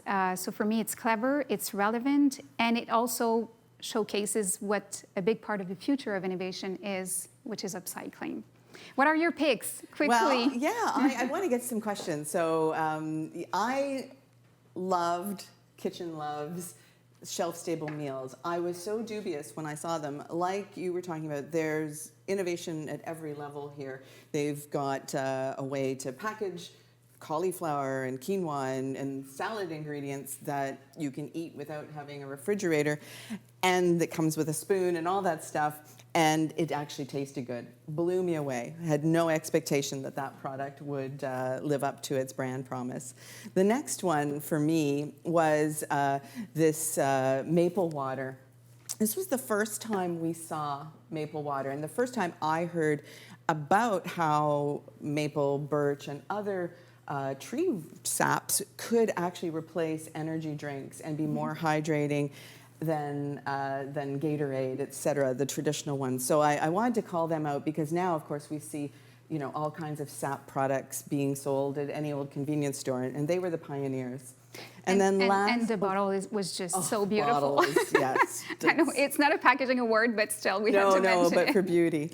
And then the last one is this. It seems like now people are going to be, why are you calling out, plant-based chicken tenders? Well, the fact is, this was the first product. This started it all, and technically, it was a very difficult thing to make at the time. And here we are now, and this product's still on the market. People are still enjoying it, and that trend and that category is exploding. Great, great. I think that's it for our content. Yeah. Should we have a look at questions? Let's look at the polls. Oh, let's look at the poll. Can we look at the poll? Is it possible? Oh, it's tiny. Oh, yeah, it's tiny. It is tiny indeed. But I think I saw that convenience had a very big blue bar there, and that's not too surprising. How can we read? Well, so, yes, so convenience and health and wellness. Low. Yes. That's wow. Well, I'm not so surprised for panel is going to have something to say about that. I hope they will. All right, and then did we have our second poll question go up? It's the most. No, that was the first one. So really, convenience and health and wellness are really tied. Yes, very. And I'm not surprised because yes, over time they were the ones that were the more dynamic. There we go. Most dynamic. So health and wellness is winning for the one that is the most important for your business today. That's interesting. Yeah, that is interesting, and I'm not surprised necessarily by that, but it's good to see sustainability came in a lot higher on that particular question. Absolutely. Well, it seems like we might have only time for one or two quick questions. We had a lot to say, didn't we? Well, 20 years in 35 minutes, that was a challenge. Do you want to start with the first one? Sure. The first question is, how has the desire to indulge changed over the last 20 years? And if so, how? One way that we can judge that is just by looking at the entrance to the SIAL Canada Innovation Awards. There were years when it was all pâté and cakes and desserts and fine cheeses, and it was almost like a fancy food award for a few years. You're and right. The submissions in that category, if I were JP Gervais and I had one of my graphs, I would have it be like that. So really, the focus for consumers in grocery has really changed. Now, I would say in food service, quite the opposite. So that very indulgent, all the amazing patisserie and the poutine shops and the ultra decadent types of foods have really gone up in food service. So I guess what that means, we're outsourcing our indulgence. That's a good point. But for sure, pleasure and indulgence will always be there due to the nature of food and eating. But you're right that first and foremost, we want to be filled, we want to feel good, and it has to fulfill our current needs. Hopefully it tastes good also. But exactly. Do we have time for one other quick question? Yeah, one little one. You do one now. So maybe I'll pick one in French that we have here. Mais dans toutes les tendances, est-ce que le plaisir de manger reste la priorité au-dessus de la santé? Oh, I'll skip this one since we've just talked about it briefly. So, comment pensez-vous que le mouvement vegan évoluera dans le temps? Donc, how do you think the vegan movement will evolve over time? Well, that's a good question. I'm not sure if I will have time to answer it properly, but it's going to continue to grow and evolve, that's for sure, become more and more mainstream, but maybe not just pure vegan. But I think the intention behind vegan is what is going to take more and more place. I agree. In a nutshell, I would say that people want variety. And so some people who also eat everything else, omnivores, will eat vegan more often on occasion. I think it's less polarized and more integrated into more people's lives on an occasional basis. Absolutely. Yeah. Well, thank you, Isabel. This was amazing. Thanks usual. to you also. I'm glad that in 10 minutes we're going to be able to meet again and host our panel. So I hope everybody will take a quick break and then come right back because we have a lot more. Yes, thank you.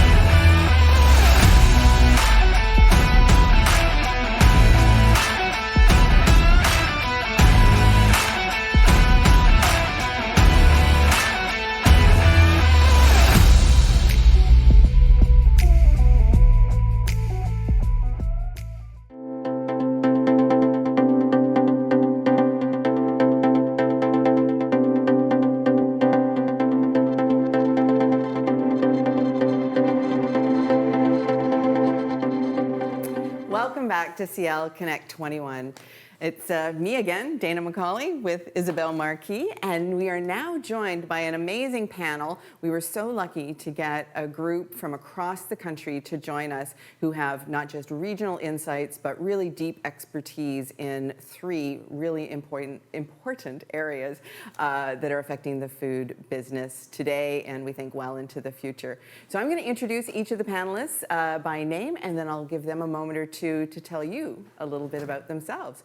So first, in the hot seat, we have Sylvain Charlebois, who is a professor at Dalhousie University, and so much more. Why don't you pick it up from there? Yeah, so I'm also the director of the agri-food analytics lab at Dalhousie. So we look at both ends of the food continuum, and we collect data, we analyze data, we try to make sense of what's ahead. And we work with governments, companies, processors, farmers, retailers, the whole gamut.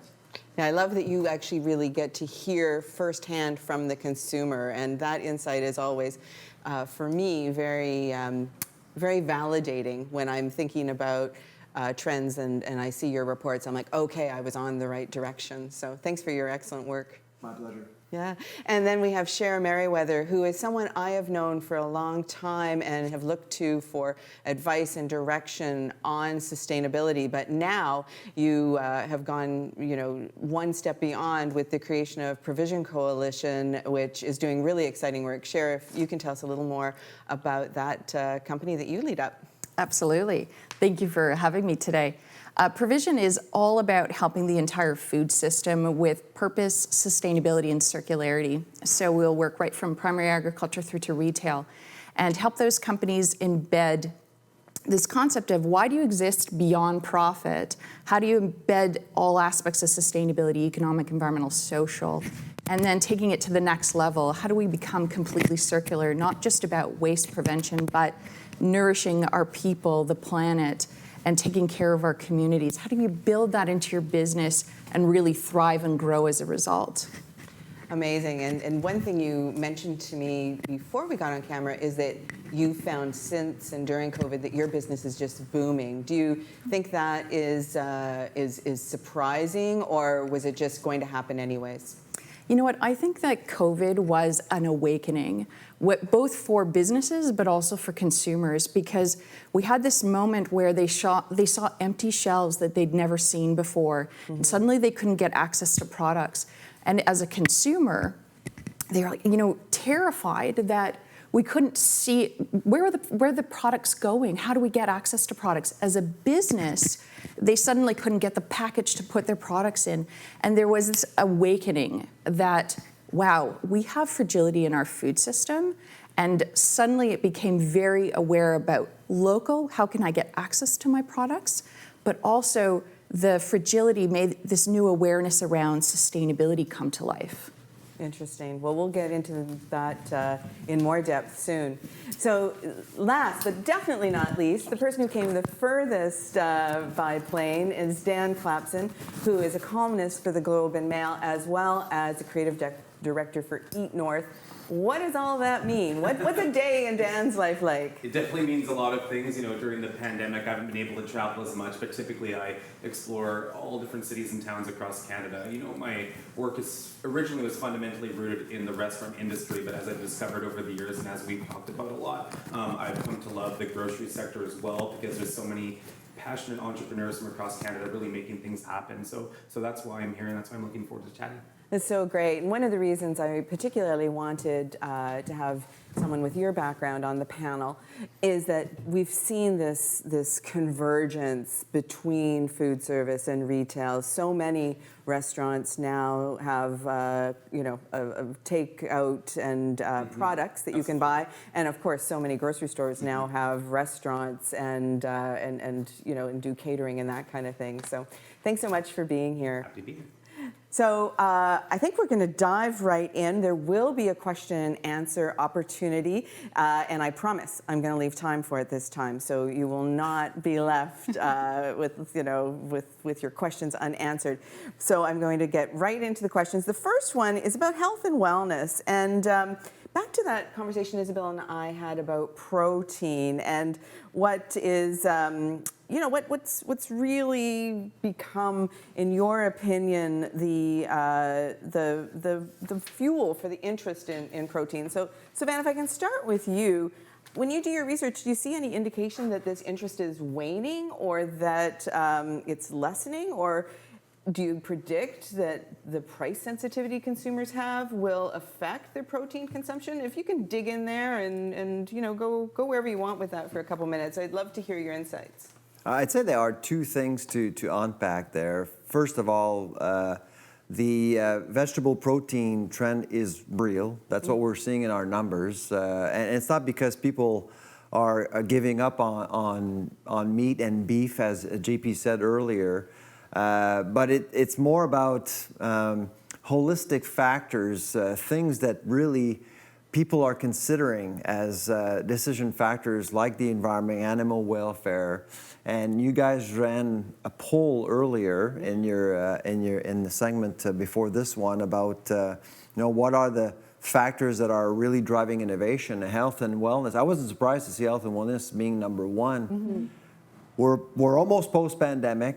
People will want to take care of themselves, their health in particular, and I think they're expecting the food industry to become a partner for them on their journey to a better lifestyle, I would say. So the protein thing is real. I think things are going to be shifting. The market is still immature. I think when you look at the industry, they just don't know what to do with it. Like 5 years ago, they just had no idea how to place plant-based products. Now you're seeing counters, you're seeing sections.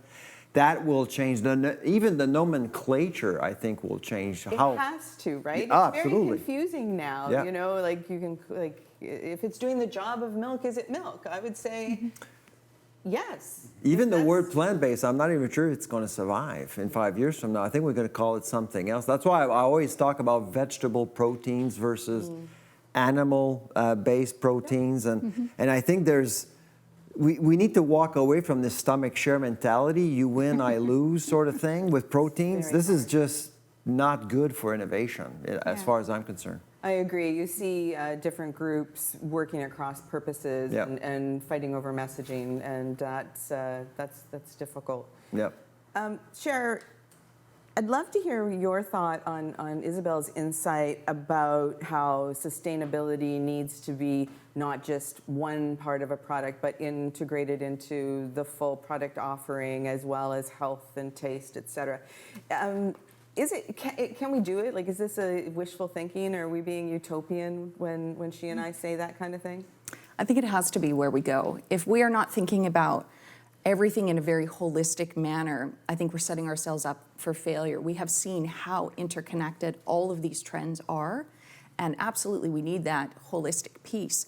And I think the part that the food system hasn't quite understood yet is that health and wellness is actually deeply embedded in sustainability. And so they really are one and the same. The health and wellness of an individual, the health and wellness of the planet, the health and wellness of the economy are deeply connected. When we have healthy food, we have healthy people, we have healthy planet, they have to be deeply connected. This is a concept I learned about a few years ago that actually has a name, One Health, which I found really inspiring. And I feel like that's a terminology that could really grow and flourish in the future.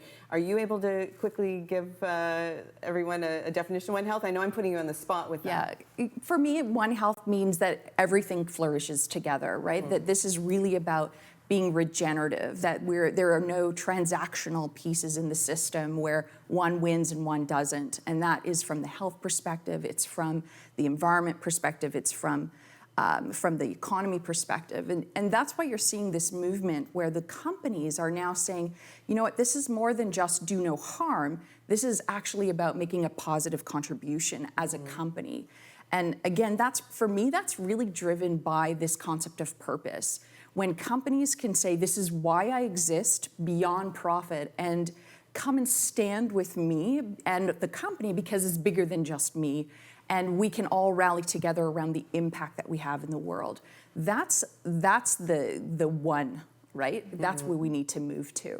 And I would say timing for you to talk about this is so interesting because we're just moving into the UN Food Systems Dialogues, which will be, I think, something that, I'd say that everyone who's participating in our SIAL Connect 21 that you should look out for on your social feeds and in the news the next few weeks. I'm looking forward to that. The one thing I would add to share, which I thought were very, very important points, is the accountability piece. Yeah. You just heard this week Nestle has committed to a green agenda with farmers. McCain just did it a few months ago. And it's about transparency, but it's really about accountability and measurements, metrics, being accountable towards the public with actual numbers. That's what's happening. Verified. Yeah, exactly. Yeah, no, that is a big change. But numbers, not just with a dollar sign behind. No, besides no. Exactly. Real impact. Like no-till, how many acreage, what's going on in fields, and what are the practices that are changing, that are greener, that type of thing. Yeah. But do you believe that this fits also with the main objectives of every single food company to be profitable? Because at the end of the day, you have to be profitable also. We have proof that you're actually more profitable. So 3 times more profitable when you are driven by your purpose. But there's skepticism. Lots of skepticism. Yeah, but I'm like that you bring this up because I believe that we have to probably just look at it differently than what... As soon as a major agribusiness makes an announcement like this, I can feel the skepticism on social media from farmers saying, well, what does that mean? Is it valuable? Are we going to make a profit? The answer is yes, but they just don't know. It's so interesting because as I go to Dan, I'm so glad I left you last year because you and I come from food service where like in 1996, chefs were committing to work with farmers and to call out the name of a farm and support a particular type of agriculture, and it worked and everybody flourished. So for you and I, this skepticism is a little surprising, and I wonder if you can maybe start and tell us, what are you seeing when you do your job as a restaurant critic and you're out there? What types of signals of further sustainability efforts are you seeing that are popping up, and even ideally, what's working? And then I'd love for you to come back if you can and maybe talk a little bit about what Cher and Sylvain were just mentioning, because I think you'll have a different perspective. I think restaurants in general might struggle with sustainability because it's not naturally built into the model. But I do think over the years, yes, you see restaurants partnering with farms and whatnot to find a restaurant that actually truly focuses on sustainability in terms of a minimal or zero waste is still fairly uncommon, although many more strive for it now. I think maybe Langdon Hall in Ontario is a good example of that, or River Cafe in Calgary. But it is interesting that locality and sustainability often do go hand in hand, I mean, for obvious reasons, right, when you're sourcing within a certain region. So I think for restaurants, in terms of trends, though, in sustainability, I think people are honestly trying their best. There's way more options now for takeout containers that are compostable, and these things didn't exist, 5, 6, 10 years ago. So now that they're available, you do see a lot of restaurant operators opting for these things just to make better choices for the world. And to bring it back, sort of, to the One Health, everything, one thing that I think is really interesting, specifically when it comes to single-origin coffee companies and single-origin chocolatiers, is a lot of them are also focused with humanitarian efforts as well in different countries. So I find that sort of factors into everything that you're saying as well. When you have these different coffee roasters, be it Road Coffee in Calgary, I think Little Sisters is one in Toronto as well, where they single origin. Yes, it's a great initiative, but then they take it one step further by creating microloan programs or different things like that to help farmers find success in countries where things are quite difficult.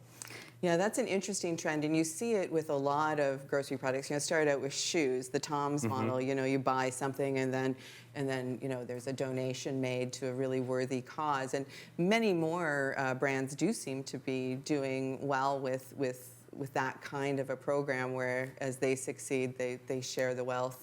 One that pops to mind is Good Food for Good, Richard Gupta's company, which I think was one of the first small brands I saw try to do that, and it's really caught on. It's really wonderful to see, because I assume it's not easy because, again, you are trying to make a profit, and going one step further, I think, is really commendable. Yeah. But if I can put my marketing hat for a second, isn't it a great occasion or opportunity also for restaurateurs to build a relationship with their consumers and visitors differently than the way they used to? They're not just talking about the recipes anymore or the food or the style of the food at the restaurant, but what they're doing behind the scene also, and the choices that they're making.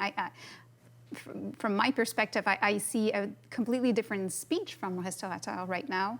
The more they incorporate the notion of sustainability or responsibility into their history and communication. What do you think? You also see a lot of community responsibility as well with restaurants these days, that when you probably wouldn't have seen that a decade ago, where restaurants are willing to embrace, let's say, a dine around campaign where they're raising money for, 2S LGBT plus community fundraiser or something like that, or again, like a local food charity, Food Systems. I mean, Community Food Centers of Canada is a great example of that. They work with restaurants across the country. So I think that restaurants have also evolved to be a vessel to help promote awareness for different community initiatives, and I really love that as well. I think there is actually a macroeconomic context that would support restaurant operators that would want to change their way of doing things. JP actually talked about it, food inflation. According to Restaurants Canada, half of restaurants will increase menu prices by at least 6% over the next 12 months. They have to. They have to. Yeah. So if they don't have a choice, that rapport with customers that you just mentioned will change inevitably. They don't have a choice. Yeah. So why not actually run and manage and control that agenda for a better world, better community? And that's very evident in this this movement towards no tipping and paying people a living wage, which is a topic that I would love for us to have another hour to explore, but goes a little beyond where we are today, unfortunately. But if we can take a step back to convenience, and I'd love to hear you speak regionally, just reflecting a bit on what you've seen recently that stood out to you, that's interesting. It might be peculiar to your region, or maybe as we discuss it, we'll find out is happening everywhere. And just what's on your mind when you think about convenience? Dan, why don't we just work back since you're warmed up? We'll keep you rolling. So I grew up in Saskatchewan, so I'm from the land of pulses, and I think a lot of people are familiar with the Three Farmers brand. They were really one of the first innovators in the snack food sector to take a pulse, an ingredient that's not always everyone's favorite, and turn it into something delicious. Originally, they made camelina oil, but then they evolved into the chickpea snacks and whatnot. So, which were an Innovation Award nominee for sure. They were our winner in 2018. That's right, they were. See, thank goodness I have you to remember They're things. good. Yeah, and they taste good too. It's a culmination of all things, because sustainable products, health and wellness is obviously in mind with what they make. So that's one thing that I'm especially proud of from where I grew up.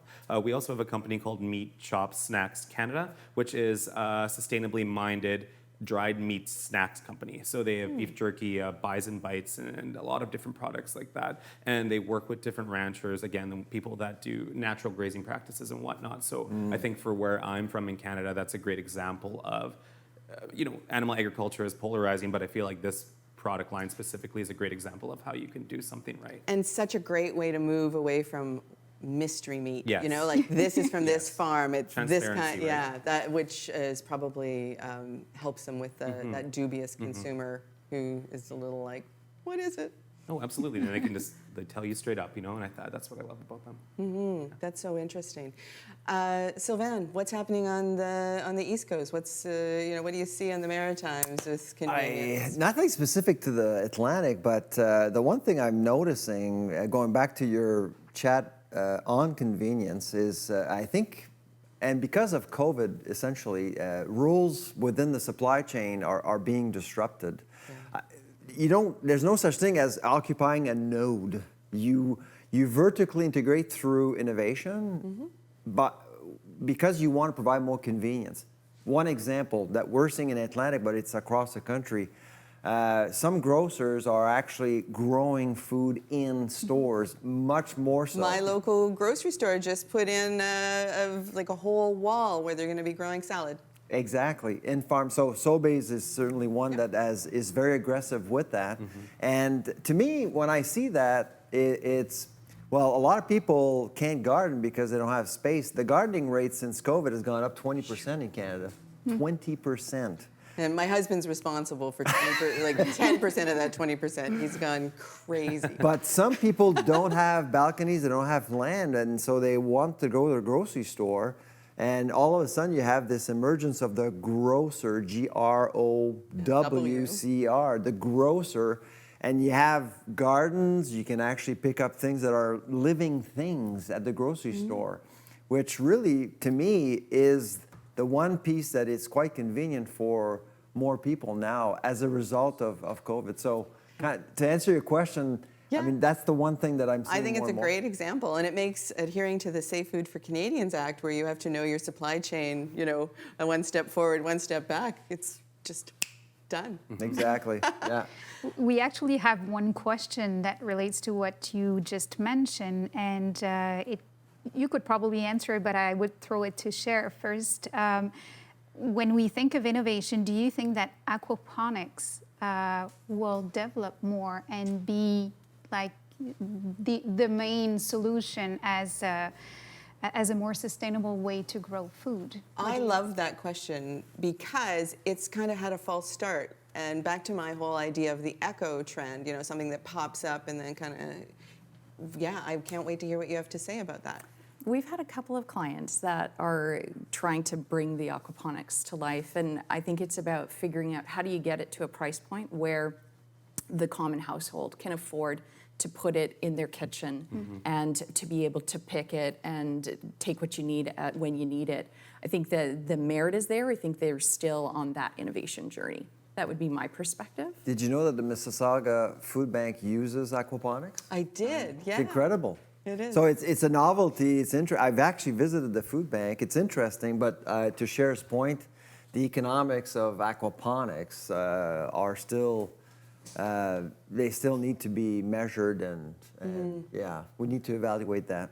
And on the prairies, you know, it's landlocked pretty much, a few lakes here and there. What do you see? We do have, in Alberta, there are multiple aquaponics companies, primarily growing greens, but we actually do have one that grows, I believe it's tilapia, and then the other one sells prawns. So I think it was the first aquaponics prawn producer in Canada. I'm blanking on the name right now. It's in a small town outside of Calgary, and it's interesting because, you know, with seafood too, the texture is not quite the same just because of how it's raised. So I think there's also maybe some quality issues to work through before it becomes completely mainstream. But it definitely is very interesting to be able to access that product where I am, especially a prawn where you wouldn't. It's not lost on me that there could be some folks watching who aren't familiar with aquaponics. So just to take a step back, aquaponics is where you have an integrated aquarium and growing system. So the fish or seafood are in a tank, and then their water, which has lots of nutrients in it,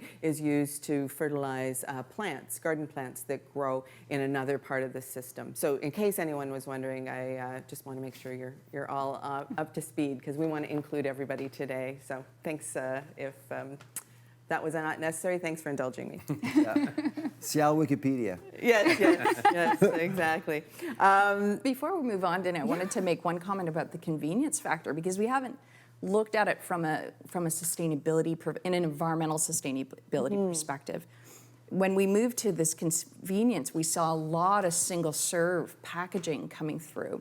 And while that had the potential to reduce food waste, because we knew that one of the trends was food was too largely sized and we were wasting it, there was still this massive amount of plastics, in particular plastics waste.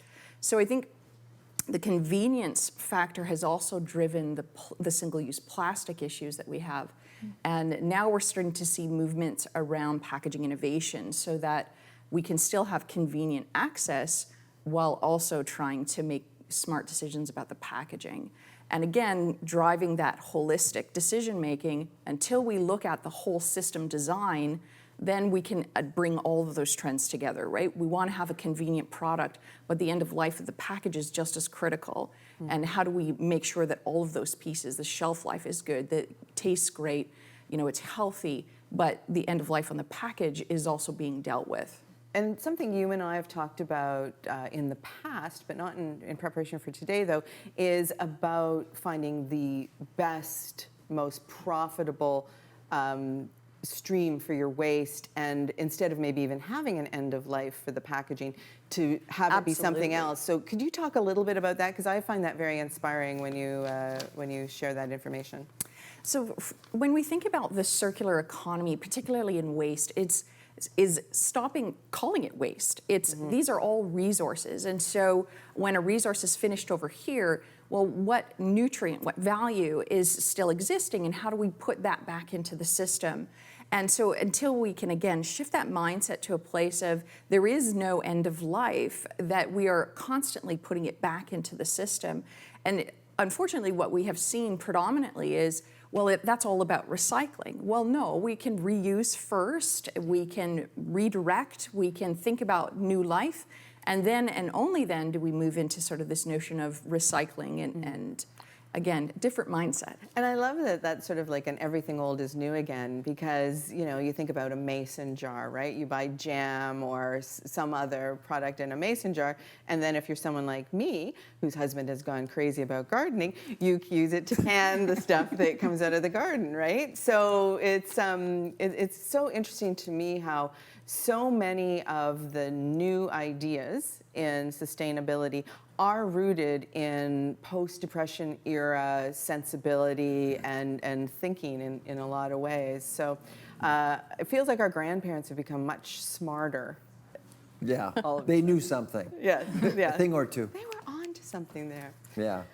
That's great. I'd love to shift a little bit more to just kind of consumer insight. So Isabel and I were talking about how, people want this clean, clear, single ingredient. The sorbet is such a great example. It's like, I know exactly what's in this.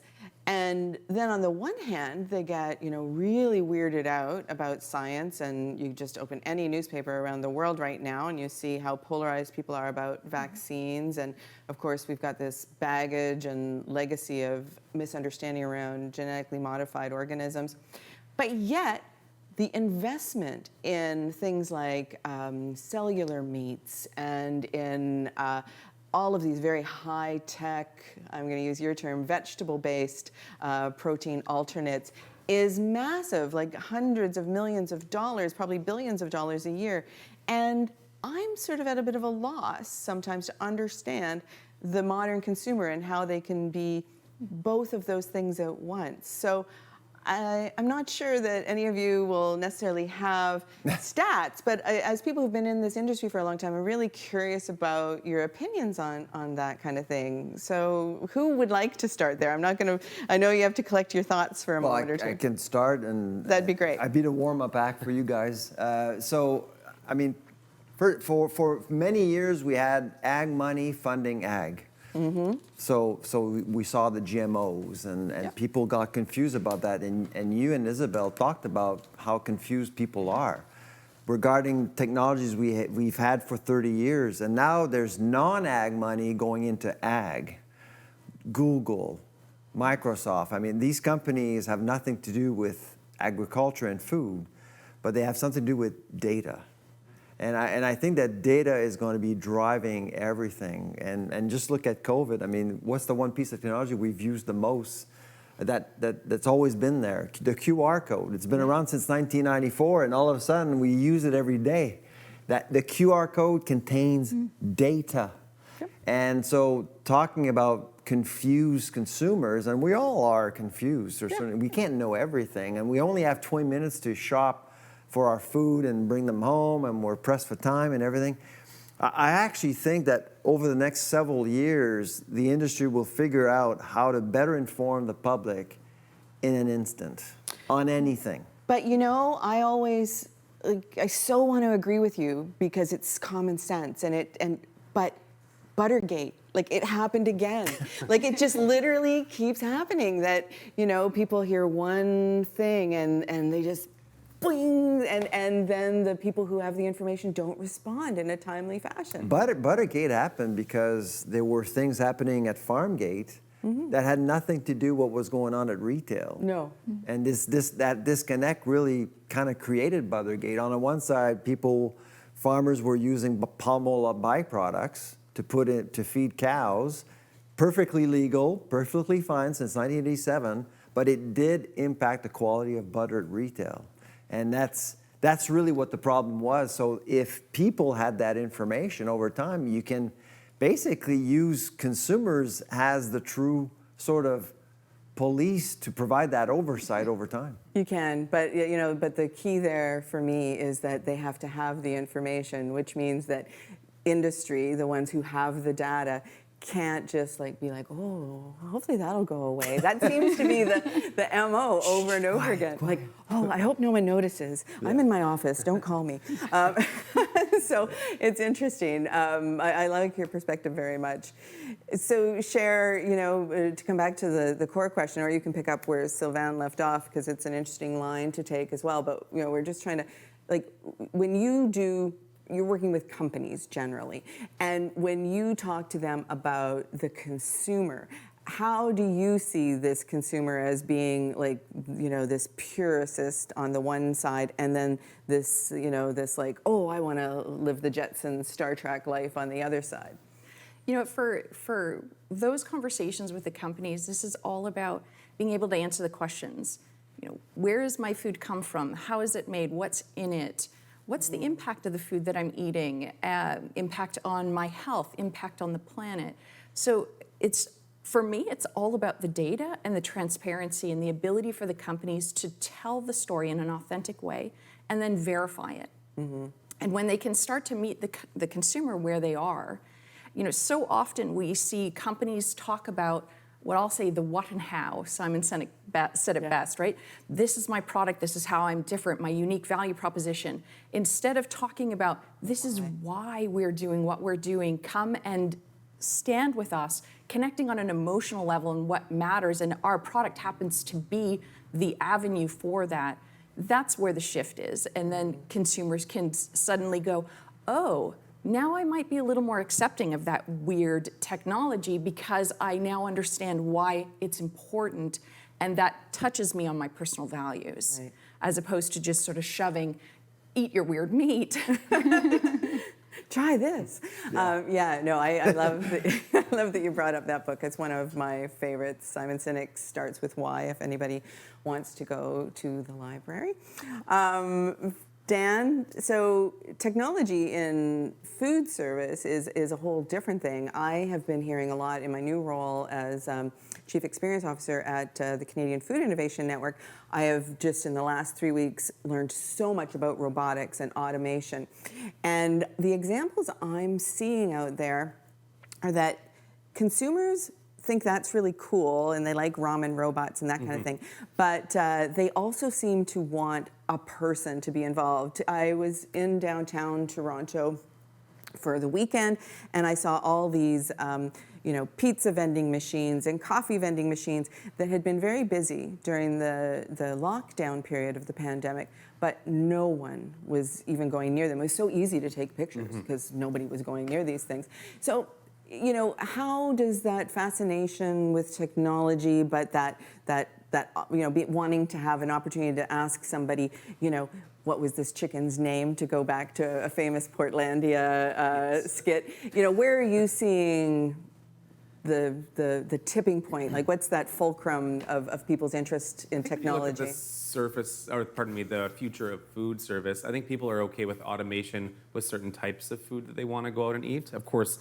do you want to be served by an automated system or robot at a restaurant, a nice dinner? I don't think so. But if you went to McDonald's and didn't interact with the person, is that okay? Probably. So I feel like that's sort of the future of that. I think when you look at a grocery store, I feel like the average consumer wants to understand a product as much as they can understand it, and when it gets too confusing, they kind of step back and either just trust the brand or they are weirded out by it. And I feel like lines of products like Beyond Meat are a good example of that. People seem to inherently just think it's good for the world because they've been told that, but they have no idea how that meat is actually constructed, right? Whereas if you go to a grocery store and you see a sign saying these tomatoes are from a local farmer instead of Toronto, that you're like, okay, I processed that. I understand why this tomato is better than these other tomatoes from Mexico. Yeah. So I think that's always been interesting to me, that people, they're quite firm on certain types of things they buy at the grocery store, and others they just seem to either trust or absolutely not trust with no further investigation. Have you seen any interesting technology in food service recently that you went, huh? In terms of automation? Yeah. Not really. I mean, like you named the vending machine. Vending machines are becoming more and more common for sure. You don't see them so much in a city like Calgary, but I do agree that that is becoming more popular these days. More so in terms of, interesting frozen desserts and whatnot. Yeah, in Japan you see the ramen machines and whatnot. But I think that, in 5 years, we see those in a lot more cities across the country, I would say, for sure. Cool. Thank you so much. Should we move on to questions, do you think? Sure. I bet you've got lots. We got a few. One of the topics that we actually didn't talk about during our conference, but that was in our mind, is about the shift from global to local. And this is something that we've seen evolve quite a lot over the last 20 years, but I would say even faster and heavier in the past 2 years, for the reasons that you know. There's a question here asking, where do you see the local trend going in the next 2 years? Will people be more focused on supporting local? Couple of problems there. First of all, what is local? That's one thing that really requires some work. The local movement is a work in progress, I think.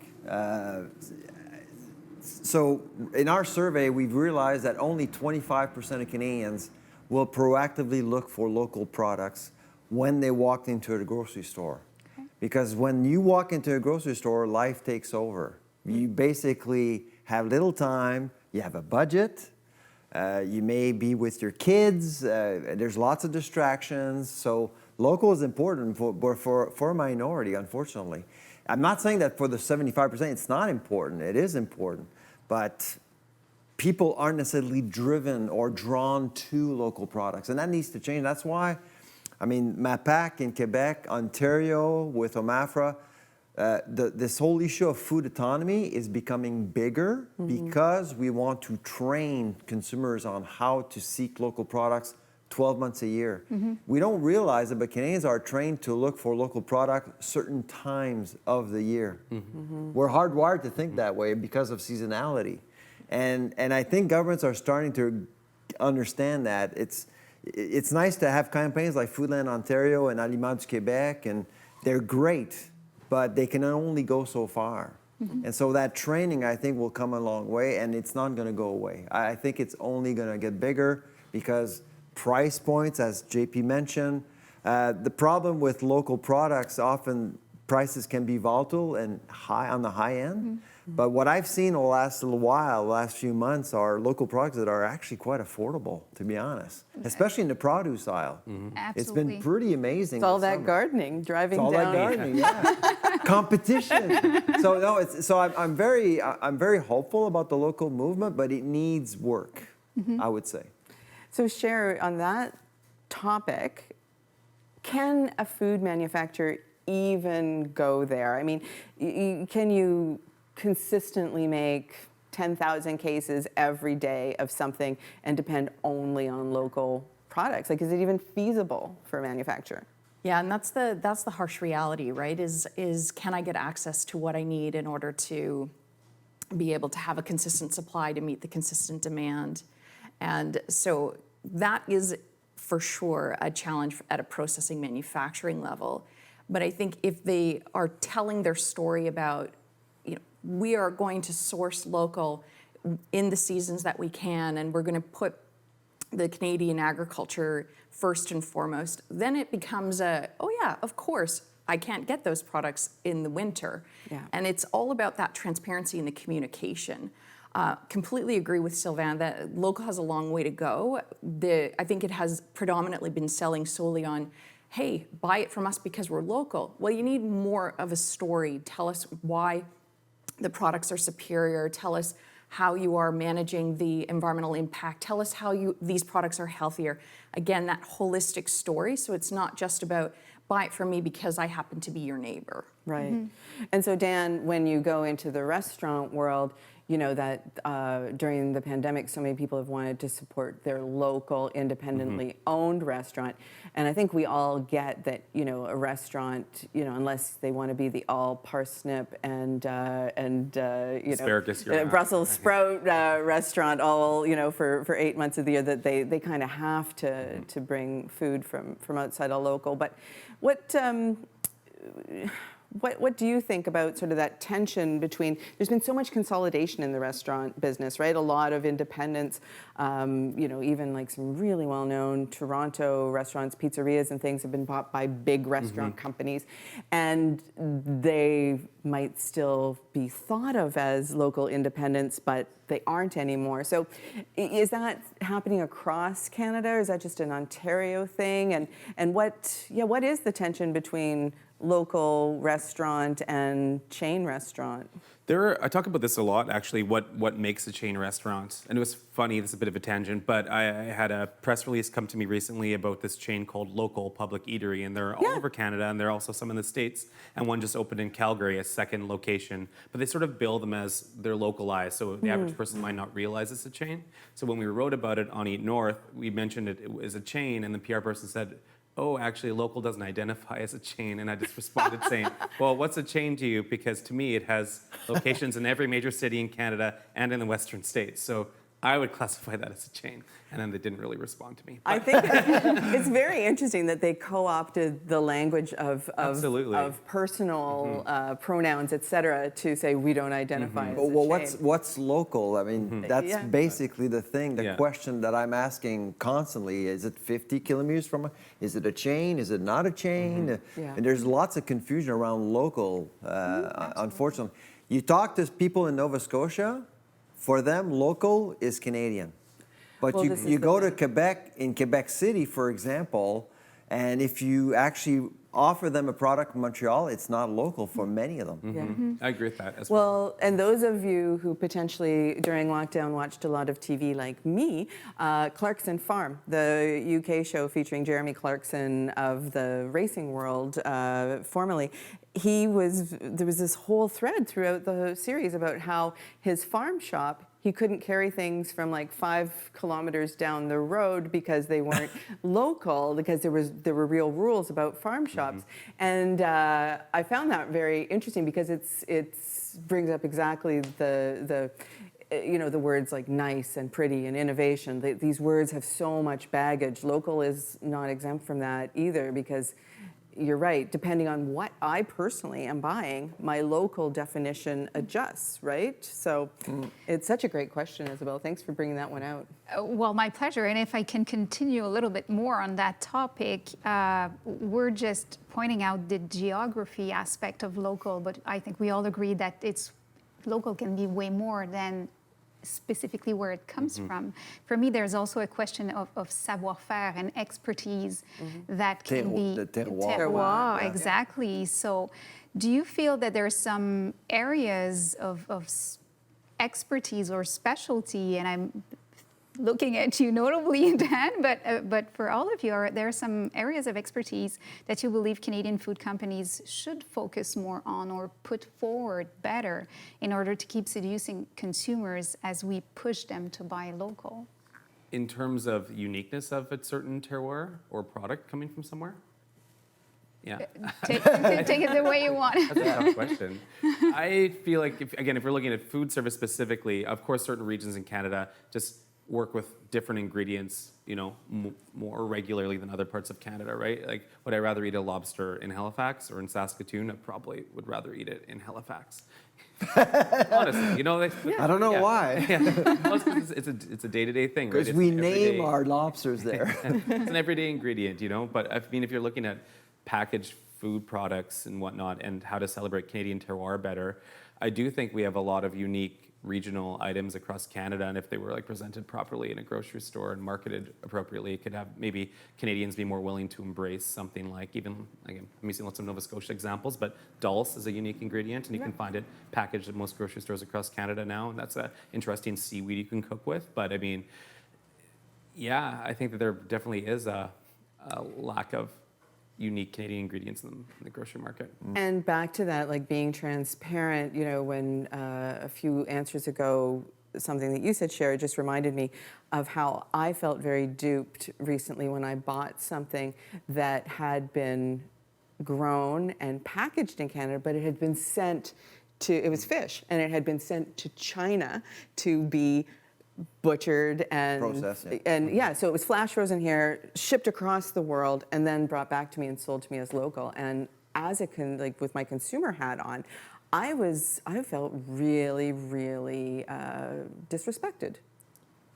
Absolutely. It's so important. Again, I just keep harping on this notion of transparency and authenticity and being really clear about what it is that you stand for. But you know, that type of thing, what is the brand damage that has been done? And every person that you talk to and tell that negative story, right? Versus a positive story about something that they've done in the world. Yeah. I mean, speaking of duped, the other day I actually I picked up a bottle of pears that I was supposed to be giving to my daughter so she can go to school and eat pears. Yeah.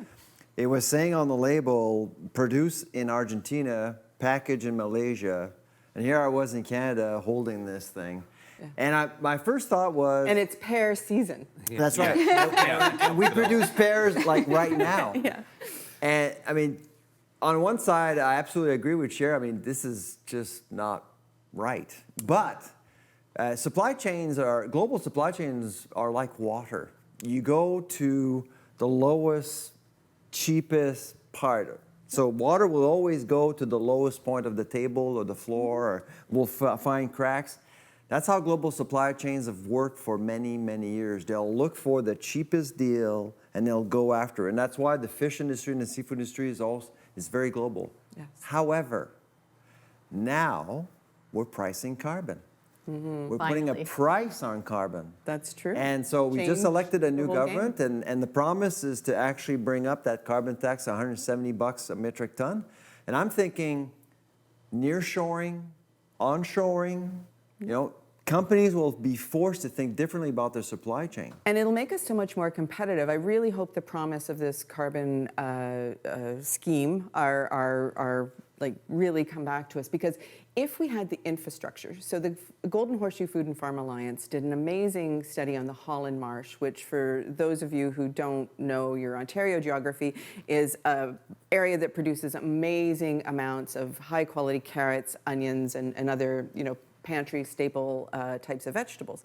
And they followed a Holland Marsh carrot to California, where it was tumbled and bagged and sent back to Canada to be sold as those baby carrots. Now, why do we not buy that machine and put it in Bradford, the town nearest to the Holland Marsh, and just do it here? So this is my hope for the realization of So I know idea. a lot of people out there are skeptical and frankly not very pleased with the carbon tax policy. Yes, I do feel that it could put some pressure on supply chains, but I do also see many companies rethinking how they do business and how they feed us as well. And with the vegetable protein sector, you know, all Yeah, these isolates, absolutely. we need to start creating not just the commodity, but doing the further processing here in Canada, I think, to follow through on that local The promise. Protein Industries Canada Supercluster out of Yeah, Regina. they're doing great work. Doing awesome work, because they're not just thinking about the pulses, they're thinking about vertical integration, they're thinking about processing. They're thinking about upcycling. Yeah, exactly. And now we're seeing companies coming into Canada and investing in processing. It's beautiful. Yeah. Sherry, you wanted to add something? I was going to just please. make a little slide comment from what JP talked about earlier when he was saying how the China was sending the cargo back empty, and you know, my heart was like, ugh! The carbon tax will prevent that kind of behavior. It's 4 times the price to move anything around the world now. So it's impacting our inflation rate. So that's why you don't really have a choice. You have to rethink things as a company. Great discussion. What else have you got in that little magic box? I've got a few. Okay, Do you think measuring social impact of products could enhance the desire of consumers to buy ultra-local products? I will, you know what, this is one of the areas that I have been passionate about my entire career. And when I started in, I'm probably one of the few people who went to school and actually practiced what I went to school with. So 20 years ago, it was all about, what's the social impact and how do we measure it? And at that time, it was all about environment. And so how do we value natural capital and how do we value the impact that we have in the world? So it's really complicated, but I think, again, if we can start to measure it, then people will stand with us and they'll be able to say, you know what, we've invested in reducing food security. We have advocated for income that is acceptable for everyone. And we are now putting the valuation of natural capital on our balance sheet. And here's how we're trying to move the needle on these things. That's when we're going to see consumers being able to say, hey, I just want to buy that product because I'm really proud that my money is making a difference. And conveying that case to consumers in real time at the point of purchase exists. And I can tell you that it's not new. I used to work with a fabulous marketer, Linda Fox, way back in the day at Jane's Family Foods. And she converted our box packaging for chicken fingers, something ubiquitous in many Canadian homes. It was revolutionary at the time. Instead of it being a coated on the inside white package, it was just coated on the outside with all the colorful branding. And she put on our line just a little ticker so that we could print on each batch of chicken fingers how many trees had been saved from that little change. And I found that so inspiring, and I think that there's just got to be more of that kind of storytelling. When we heard from consumers, they really appreciated that. For sure. No, I'm not surprised. But transparency is always a challenge. Yeah. I keep having those words in my mind, like less is more, or keep it simple, or and as the authenticity of it, though, right? Yeah. We're not going to be perfect. Here's where we're falling down. Here's where we have big audacious goals, and we're gonna continue to evolve and measure and keep improving. That's the transparency that the consumer is looking for. Not that you have all the answers, but that you are telling them, this is where I'm falling down, here's where we think we're doing a really great job, and here's where we're going next. It's such great points. Transparency, I mean, I actually do believe that the agri-food sector has had a love and hate relationship with transparency. I think you guys agree. That's kind of what I heard during your panel before this one. I think right now a lot of companies out there are figuring out that maybe some consumers with more transparency are not necessarily liking what they're hearing or what they're seeing.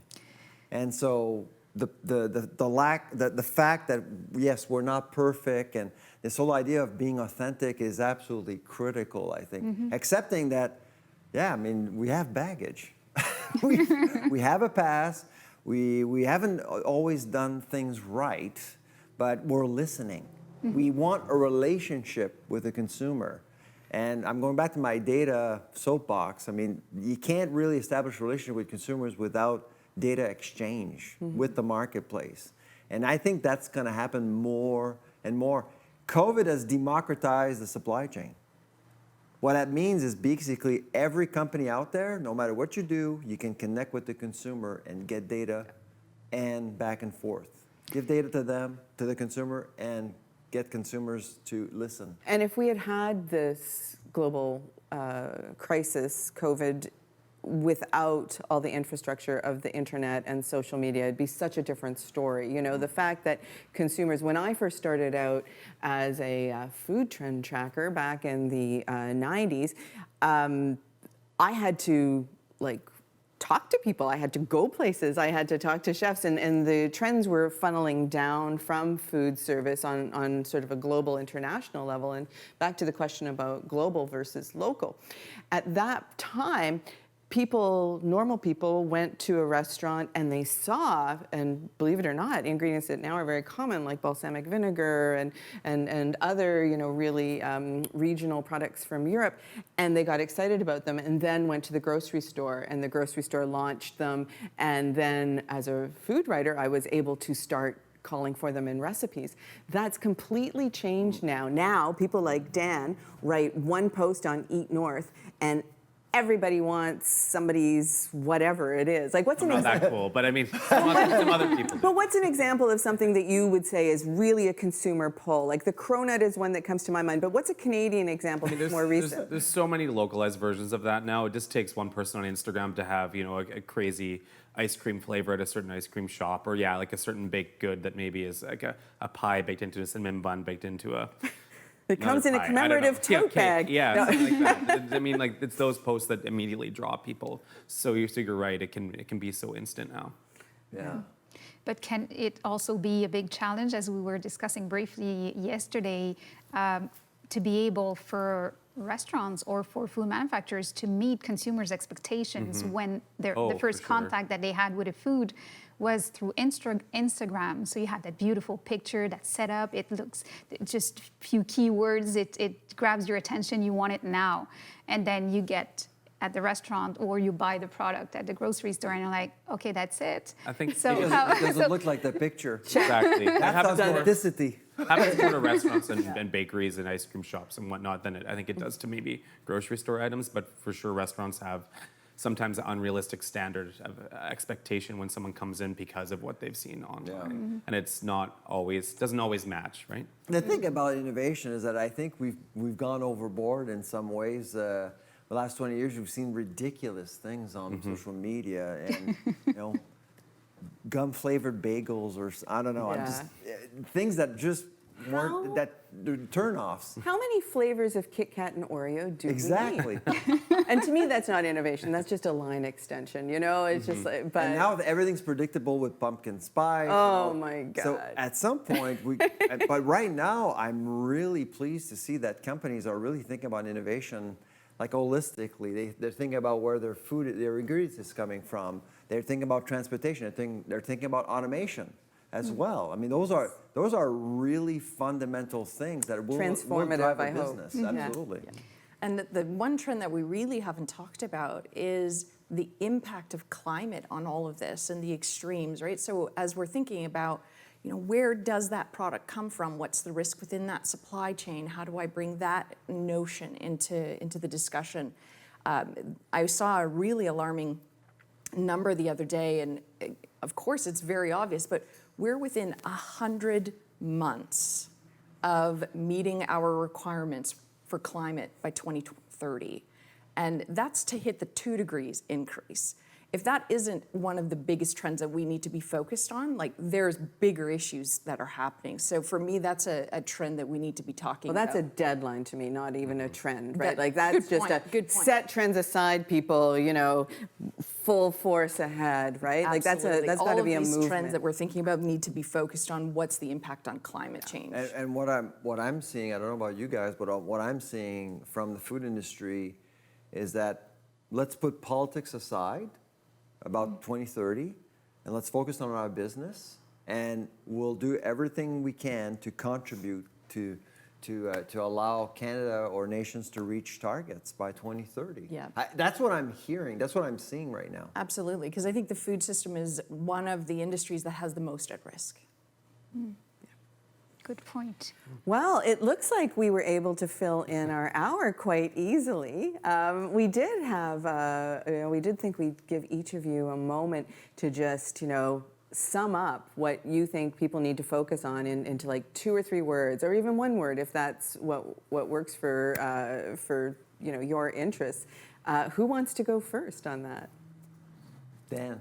I think You're the foodie. Yeah. I think before this we talked a lot about a lot of different things, but if we're going to leave with one term or one word to keep front of mind, I feel like diversity is a good one.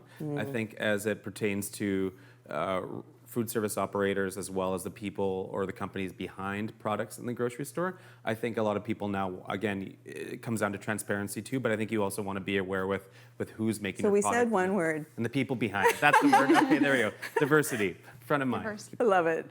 Cher? You know, for me, it's purpose, sustainability, circularity. It's Love got to it. be at the heart of the business. Sylvain? For me, it's democracy. You're all exposed. Doesn't matter where you are in the food industry, you are exposed, and consumers will want more from you, will want to know more about you. Yeah. So, And democracy means giving everyone a voice, right? So that's a really Exactly. great word. Love Yeah. it.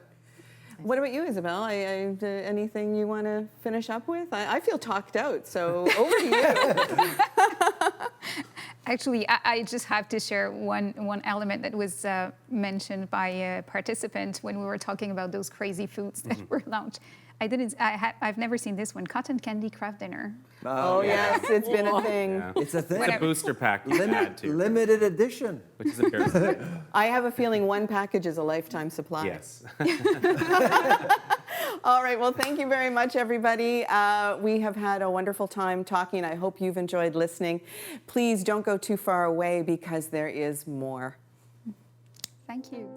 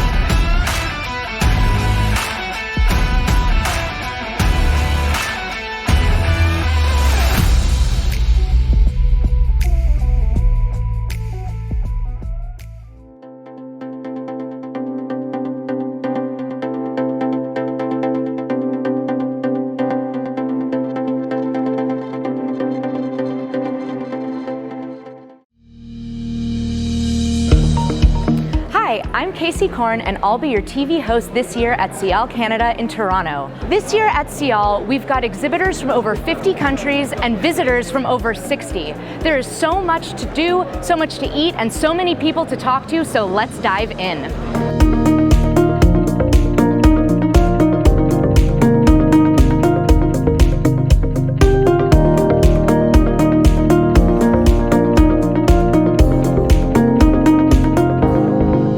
There's so many cool foods from around the world. It's been great, excellent choices, and feel like we're touring around the world trying all the different types of foods here, so it's really excellent.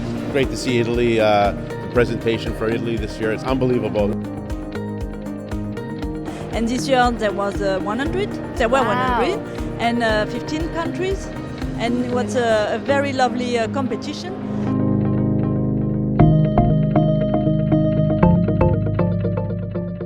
Fine cuisine is something that we don't really elevate a lot in Canada, and I think we've really given an opportunity to do that today. I find very interesting also to see the whole development of Canadian companies or international companies doing business here with all this kind of crazy food. Often also get to meet up with customers that we already have that we maybe never met before, so we get that face-to-face connection with the client. And then it's a good place for ingredient sales and just growing our brand awareness as well. So we decided to participate into the Hosted Buyers program because we just wanted to enlarge our business. So we just met someone from Germany, which was exactly what we're looking for.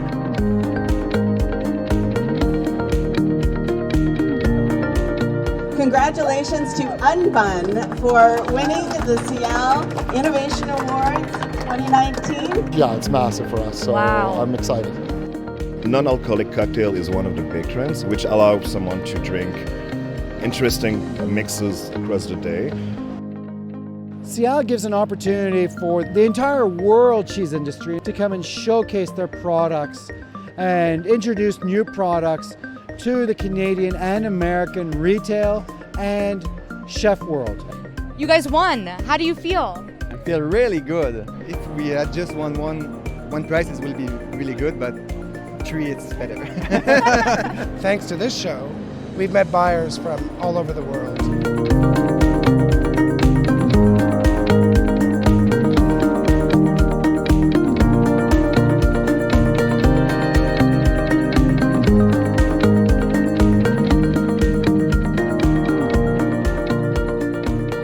Thanks so much for joining us this year at SIAL Canada Toronto.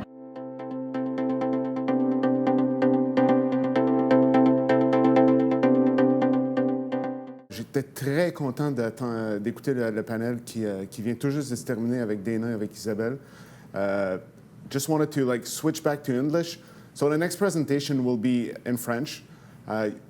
If you do not speak French, don't worry. The slides will be in English, and I can answer questions at the end, either in French or English. I'm totally fine with both.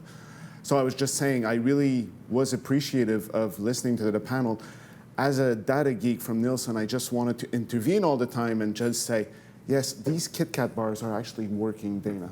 So you can launch as many flavors as you want, they would actually work out. So today we're going to talk about health and wellness imperatives in Canada. So we're going to look specifically at what Canadians are looking for from manufacturers and retailers. Donc quand je me suis entendu avec le SIAL pour faire la présentation d'aujourd'hui, j'avais dit à Xavier, en fait, je ne veux pas parler de COVID-19. Ça fait plusieurs webinaires que je fais avec différentes associations pour parler des tendances et des effets de la pandémie sur la consommation au pays, avec les consommateurs. Mais je n'avais pas vraiment le choix d'en glisser quelques mots dans ma présentation. Parce que ça a eu un impact quand même sur les tendances de santé puis les attentes des consommateurs. Si on n'était pas ici pour parler d'alimentation, c'est certain que je pourrais vous parler de Purel et vous parler de produits ménagers. C'est des tendances qui sont à la forte hausse. Les gens ont voulu vraiment garder leur maison de façon sécuritaire. Donc, achètent beaucoup plus de ces produits qu'avant le début de la pandémie. Mais ça, on va se concentrer sur les produits alimentaires, puis on va regarder un peu ce qui s'est passé avec les produits, avec les attentes des consommateurs vis-à-vis l'impact de la pandémie au Canada. Donc, il n'y a pas de surprise. Ici, on va regarder des données de panel de décembre 2020. Donc, c'est certain qu'en décembre 2020, on était vraiment au début de la 3e vague. 80% des Canadiens nous disaient être inquiets des risques sur leur santé de la COVID-19. Donc, vraiment pas de surprise. Mais si on regarde quand même à droite, il y a des trucs qu'on voyait déjà avant la pandémie qui restaient quand même sur la liste des inquiétudes des Canadiens.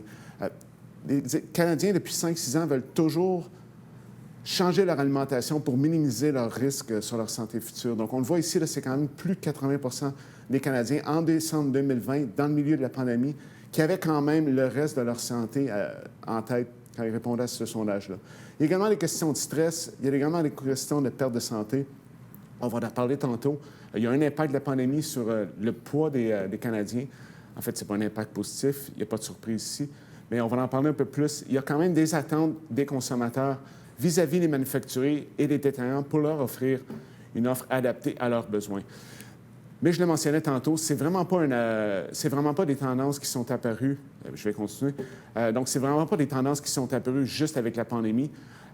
C'est 18% des Canadiens qui nous ont dit pendant la pandémie qu'ils prenaient plus de vitamines et de suppléments. C'est 17% des Canadiens qui ont commencé à faire plus d'activités pendant la pandémie. Donc, les Canadiens étaient conscients qu'il y avait un risque de rester beaucoup à la maison, de façon inactive, travailler devant son ordinateur, travailler sur leur table de cuisine. Donc, on l'a vu. Moi, je l'ai fait comme famille. On a commencé à marcher beaucoup plus qu'avant. Donc, c'est 80% des Canadiens qui nous ont affirmé que la pandémie a mené à une plus grande pratique de la marche. Puis vous le voyez là ici. Il y a vraiment eu beaucoup plus d'activité physique, ce qui est seulement bon pour la santé en général des Canadiens. Comme vous le voyez là, il y a quand même 71% des Canadiens qui nous ont dit qu'ils portaient beaucoup plus attention au fait qu'ils faisaient des activités pendant qu'ils étaient à la maison. En fait, pourquoi vous parlez de tous ces impacts-là de la pandémie sur la santé des Canadiens? C'est qu'il y avait déjà un focus sur la santé dans les années précédant la COVID-19. C'est quand même 66% des Canadiens qui nous disent qu'ils ont fait des changements à leur santé, à leur façon de vivre dans les 5 dernières années. C'est 3 Canadiens sur 10 qui nous disent qu'ils achètent des produits plus santé versus l'année dernière. Donc, vraiment, il y a une conscientisation des Canadiens à vouloir mieux s'alimenter, à choisir des produits qui sont plus sains pour eux. Donc, vous allez comprendre à travers les prochaines diapos qu'il y a réellement des opportunités pour les Canadiens et puis pour les manufacturiers canadiens et les détaillants canadiens de mieux servir les consommateurs et les familles du pays. C'est 62% des Canadiens qui nous disent vouloir manger mieux santé, fait qu'ils nous disent manger mieux santé qu'ils le faisaient dans le passé. 54% qui veulent contrôler leurs portions. Je le sais, tantôt, pendant le panel, on a parlé du line extension et ainsi de suite. Il y a beaucoup d'innovations depuis les dernières années. Oui, ça peut paraître des fois comme étant des line extension, mais je le sais, pour travailler avec beaucoup de manufacturiers canadiens et québécois, il y a cette recherche-là de vouloir répondre aux consommateurs et aux demandes des consommateurs canadiens. J'ai déjà fait des présentations pour le SIAL précédemment. Il faut créer des produits pour répondre aux attentes des Canadiens. Et ça, le Control Their Portions, oui, souvent, ça va être le même produit dans un plus petit emballage, mais c'est vraiment pour répondre à des besoins des Canadiens. 44% des Canadiens qui nous disent qu'ils veulent suivre la façon dont ils consomment les aliments. Et il y a un rôle technologique à jouer avec ça. On voit certains détaillants comme IGA s'embarquer dans ce processus-là avec les familles canadiennes. On le voit. Il y a un début de mouvement, mais il y a des opportunités d'aller plus loin. Quand on demande aux Canadiens d'identifier ce qu'ils essaient de couper dans leur diète, ici, il n'y a pas de surprise. Si on regarde les résultats des mêmes sondages il y a 5 ans, toujours le sucre, toujours le sodium. Mais on voit les artificial sweeteners, donc et puis les viandes rouges, eux, gagner en importance comparativement à ce qu'on voyait il y a 5 ans. Donc, ces listes-là changent. Ces listes-là changent avec des changements dans la population, mais également des inquiétudes. On a parlé beaucoup dans le panel, dans les présentations précédentes, de l'importance grandissante des plant-based meals et des aliments offrant des alternatives aux viandes ou aux produits laitiers. On pose souvent la question, est-ce que ces tendances-là vont rester au Canada? Nous, chez Nielsen, on croit que c'est vraiment le cas. L'avenue des milléniaux dans les supermarchés au cours de la pandémie a eu un impact sur cette consommation-là au Canada. Puis on le voit juste dans les tendances. Je ne vais pas présenter de chiffres de croissance, mais je peux vous l'affirmer ici. Si on regarde le plant-based meat, on parle ici de 30 à 40 de croissance au Canada. Donc, c'est des tendances, c'est des ventes qui sont encore petites, mais qui deviennent de plus en plus importantes. Comme le disait Sylvain tantôt, c'est quand même une question d'équilibre. Jean-Philippe en parlait également ce matin. Mais on le voit dans ce que les consommateurs recherchent. Ils identifient ces groupes-là d'aliments qui veulent réduire, et ainsi de suite. Souvent, la bouche va dire quelque chose et les gestes ne vont pas suivre. On regarde ici la consommation, par exemple, du bio, du low-fat, du sans sucre ou des sources de protéines. Les consommateurs achètent ces produits-là, mais ils ne l'achètent pas beaucoup. Donc, on est vraiment sûrement avec plusieurs consommateurs au début d'un processus de meilleure alimentation. Et puis, on le voit, si on retourne également aux impacts de la COVID, il ne faut pas oublier que pendant la COVID, il y a plusieurs d'entre nous qui se sont retrouvés dans la cuisine. Ce que plusieurs Canadiens avaient un peu oublié de faire. C'est 93 des Canadiens qui nous ont dit préparer un repas à partir d'ingrédients. Ça peut vous paraître bizarre de préparer un repas, mais il y avait quand même 30 des Canadiens qui ne faisaient pas ça avant la pandémie. Donc, vraiment, il y a des opportunités, mais en fait, je vais répéter beaucoup opportunités pour manufacturiers, mais c'est vraiment ça le message, c'est que nos habitudes ont changé avec la COVID, nos attentes envers les détaillants et les manufacturiers ont changé. Mais comme vous le voyez, également des comportements qui ont changé. Tantôt, Dana et puis Isabelle parlaient de snacks et treats. On va en parler tantôt, mais le snack between meals, c'est 86 des Canadiens qui le font 2 fois par jour. Souvent, aux États-Unis, on va discuter de 6 occasions de repas dans le jour. Donc, le déjeuner, le snack, le dîner, le snack, le souper, puis le snack de fin de journée. Encore là, il faut comprendre les nouveaux besoins des consommateurs canadiens. C'est 58 on parle ici de bonnes intentions, mais c'est quand même 58 des Canadiens qui ont gagné du poids, qui ont engraissé pendant la pandémie. Ça, c'est des données de Sylvain. Je l'aurais invité à commenter cette partie-là de son étude. C'est 67 des Canadiens qui ont été plus stressés par leur alimentation pendant la pandémie. Donc, on le voit tantôt, il y avait vraiment des beaux résultats ou des belles intentions, mais en fait, des belles pratiques des Canadiens, mais ça a quand même eu un impact, puis on va le voir tantôt, là, ce qui s'est passé au niveau de différentes tendances qui expliquent ce 58 de Canadiens qui ont gagné du poids pendant la pandémie. Il faut garder en tête que c'est quand même 21 des Canadiens qui s'identifient comme obèses. Et puis ici, on est vraiment dans les mêmes tendances qu'on peut observer aux États-Unis. C'est 1 Canadien sur 4 qui admettent quand même ne pas faire assez d'exercice. Donc, je ne veux pas présenter ici blanc et le noir, donc le contraire de ce qu'on discutait tantôt, mais il y a quand même une reconnaissance des foyers canadiens qu'ils pourraient faire mieux. Puis si on regarde juste, puis je ne veux pas pointer certaines catégories, mais je vais le faire, il y a quand même certaines catégories comme la boisson gazeuse, les chips et les bonbons qui voient leur vente augmenter. Puis ici, c'est la croissance versus 2019. Et vous allez comprendre que cette croissance-là versus 2019, elle est importante. Parce qu'on va le voir dans les diapos qui suivent, il y a eu des tendances vraiment au début de la pandémie où les Canadiens cherchaient le réconfort et ont acheté beaucoup de bonbons, beaucoup de chocolat. Cette tendance-là a diminué, mais ce 4 %-là versus 2019 ou ce 8 %-là versus 2019, on compare ça donc à une normalité d'avant la pandémie. Et puis, on le voit, il y a de la croissance des volumes unitaires de ces ventes au Canada. Donc, c'est vraiment pas, en fait, j'allais dire, c'est vraiment pas des bonnes nouvelles, c'est également pas une hécatombe, mais il faut quand même suivre le comportement et comprendre un peu ces différences-là entre ce que les gens vont dire et ce que les gens vont faire dans le marché.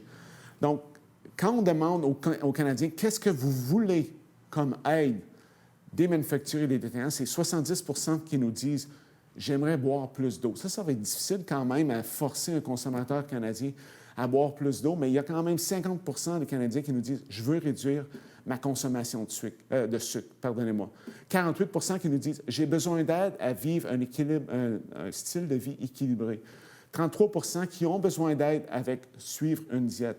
Donc, on le voit, il y a des attentes qui ne sont pas comblées au pays, et encore là, des opportunités à aller chercher. Donc, vraiment, ce qu'on voulait discuter aujourd'hui, c'était de Bridging the Gap to Healthy Healing in Canada. Et nous, on voit ça en 3 sections, en fait.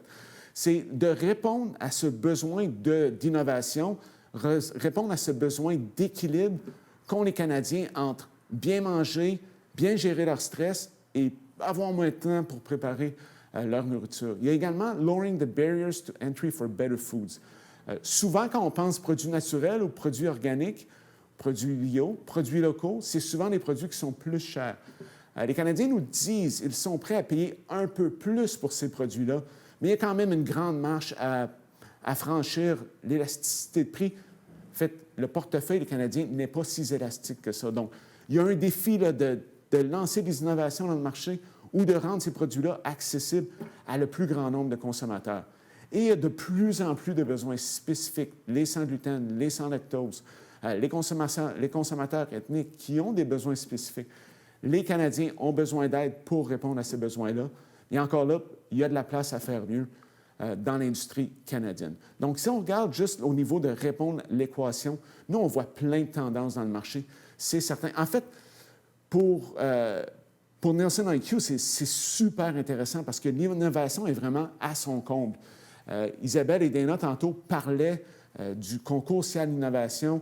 Dan parlait également de ces produits, et là, j'oublie le nom, des produits de pois chiches qui viennent de l'Ouest canadien. Tout ça, ça répond exactement à des nouvelles demandes qui apparaissent dans le marché canadien. Si ces marques-là ont réussi à bien répondre à ces besoins-là, c'est qu'ils ont bien compris, ils ont bien fait leurs études, ils ont travaillé avec Nielsen IQ, pour comprendre ce qui se passe dans le marché comme tel. Donc, quand on demande aux Canadiens, qu'est-ce que vous choisissez? En fait, quel est le premier facteur de choix quand vous choisissez un produit? C'est certain, le goût va passer en premier à 64 des Canadiens qui nous disent le goût est important. Vous n'allez pas forcer un Canadien ou un consommateur à acheter un produit pour lequel il n'a pas de goût. Mais le deuxième critère le plus important, c'est le prix et la promotion. Puis on va passer un peu plus de temps sur ça parce que le prix et la promotion, comme je le disais tantôt, le portefeuille n'est pas élastique pour beaucoup de foyers canadiens. Toutefois, il y a des items pour lesquels les Canadiens sont prêts à payer plus. Des produits naturels. Puis ici, on n'ira pas dans le débat à qu'est-ce qu'un produit naturel. Des produits réduits en sucre. Des produits où il n'y a pas d'artificial preservatives. Des produits où il n'y a pas de couleur artificielle.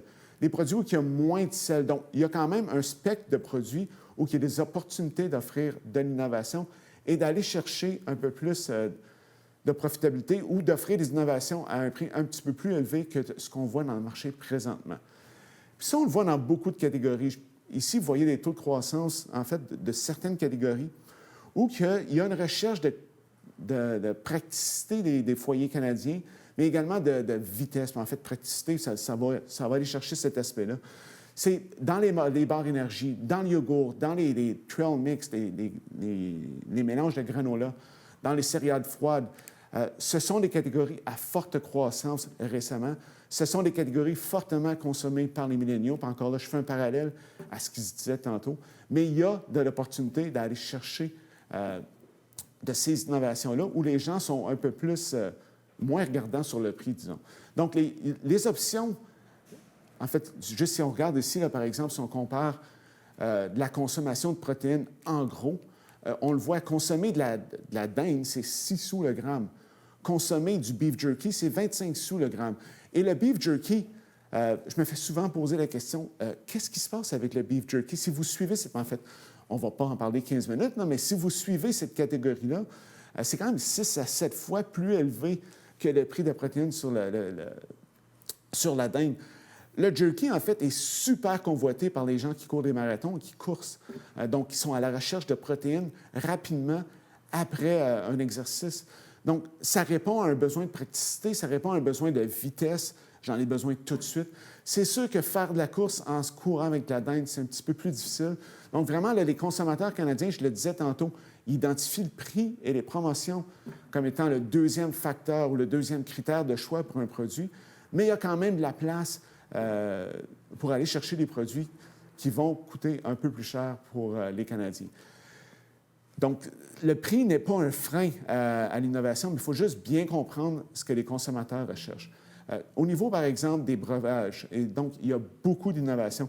Tantôt, Sylvain, il ne semblait pas vouloir savoir comment appeler un lait d'amande ou un lait de riz. Ici, on va appeler ça un breuvage d'amande, un breuvage de riz. On n'ira pas dans les débats. Mais on s'entend ici, là, c'est des produits que, au litre, ces produits-là sont plus dispendieux. Et pourtant, on le voit, il y a une demande. Les breuvages d'avoine, par exemple, 103 de croissance. Kombucha, 17 de croissance. Les drinks énergie, 15 de croissance. C'est beaucoup plus élevé qu'est-ce qu'on voit dans le marché comme croissance présentement. Donc, qui aurait cru qu'on aurait vu tant d'innovation et de croissance dans des catégories qui étaient assez moribondes? D'alcool, de la bière sans alcool, ça fait des années que ça existe. Ça l'explose depuis 18-24 mois. Qu'est-ce qui explique ça? Un, la pandémie et les gens qui reconnaissent qu'ils buvaient trop à la maison, mais également, avant la tendance, avant la COVID-19, on avait fait un travail avec le SIAL. On avait identifié ces tendances-là chez les milléniaux qui voulaient simplement vivre une vie en meilleure santé, donc qui se tournaient vers des produits sans alcool pour combler leurs besoins quand ils sortaient, puis ainsi de suite. Donc, vous le voyez, il y a vraiment des catégories dans lesquelles les tendances ne suivent vraiment pas ce qu'on voyait dans les 5 dernières années.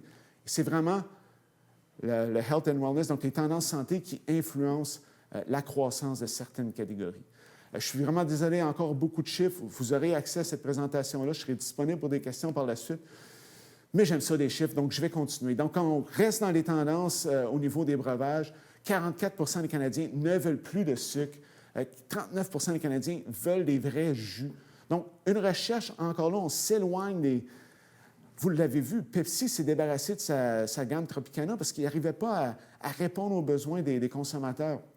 Là, je ne dis pas ici que les jus d'orange, c'est un mauvais produit, mais on le voit, les consommateurs recherchent des produits différents dans les breuvages comme tels. Et puis l'innovation, il peut en avoir partout. On parlait de l'alcool, en fait, de l'alcool sans alcool ou des boissons sans alcool. On le voit ici, Kettle One qui a sorti une gamme de gin botanique. En utilisant des produits naturels, on peut réduire le nombre de sucre, réduire les calories et offrir un produit aussi bon que le produit original. C'est la même chose avec le Gatorade Zero. Ça, c'est des exemples que Nielsen IQ a identifiés aux États-Unis comme étant des innovations gagnantes. Gatorade Zero, le défi était immense. C'était d'offrir le même produit sans sucre avec le même goût. 3 ans de recherche, des millions de dollars d'investissement, une croissance fulgurante à sa sortie. Ça répondait exactement aux besoins. C'est aller chercher des consommateurs qui ne consommaient pas, qui n'achetaient pas de Gatorade juste parce qu'il y avait trop de sucre. Donc, encore là, un besoin de santé qui doit être répondu par les manufacturiers et les détaillants. Donc, on reste dans les breuvages. Ici, c'est moins gros que qu'est-ce qu'on aurait pensé jusqu'à date, les breuvages avec du CBD. Donc, ici, on parle d'un marché de 540 millions de dollars pour la dernière année. Nielsen avait fait des projections de 2 à 3 milliards pour les produits infusés de cannabis, des breuvages infusés de cannabis. Donc, on est loin de projections, mais c'est quand même 40 des Canadiens qui nous disent vouloir acheter ces produits-là. Il y a seulement 3 des Canadiens qui en ont acheté récemment. Donc, il y a une grande marche à aller chercher. Mais encore là, il y a cette curiosité-là et cette ouverture-là d'aller vers des nouveaux produits. Pourquoi les gens veulent consommer des produits avec du CBD, en fait des breuvages avec du CBD? C'est pour réduire leur anxiété, c'est pour réduire leur niveau de stress. Et là, je vais faire un parallèle au début de la présentation. Le stress, l'anxiété, ça ressort beaucoup dans les études que Nielsen IQ fait présentement au Canada. C'est certain que la pandémie a accentué beaucoup de ces comportements-là ou de ces effets-là, mais c'était déjà sur notre radar avant. Donc, aux États-Unis, on a commencé à segmenter, puis on va le faire bientôt au Canada, les aliments selon est-ce que ça répond à un besoin de diminution de l'anxiété, est-ce que ça répond à un besoin pour aider avec le sommeil, la dépression, ou juste pour aider avec la santé du cerveau.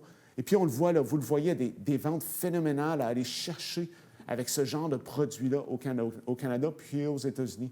Donc, il y a des milliards d'opportunités, selon nous, à mieux présenter certains de ces produits-là. Par exemple, le thon. Le thon, c'est prouvé. Ça peut réduire l'anxiété, aider avec la dépression, aider avec la santé du cerveau, aider au sommeil. Je n'ai jamais vu une campagne qui disait exactement ça. Et pourtant, c'est une catégorie assez importante en bonne croissance. Tout le monde sait que les bleuets sont antioxydants. Qui sait ce que ça veut dire, être antioxydant? Bien, Isabelle, peut-être, parce que c'est quand même son boulot.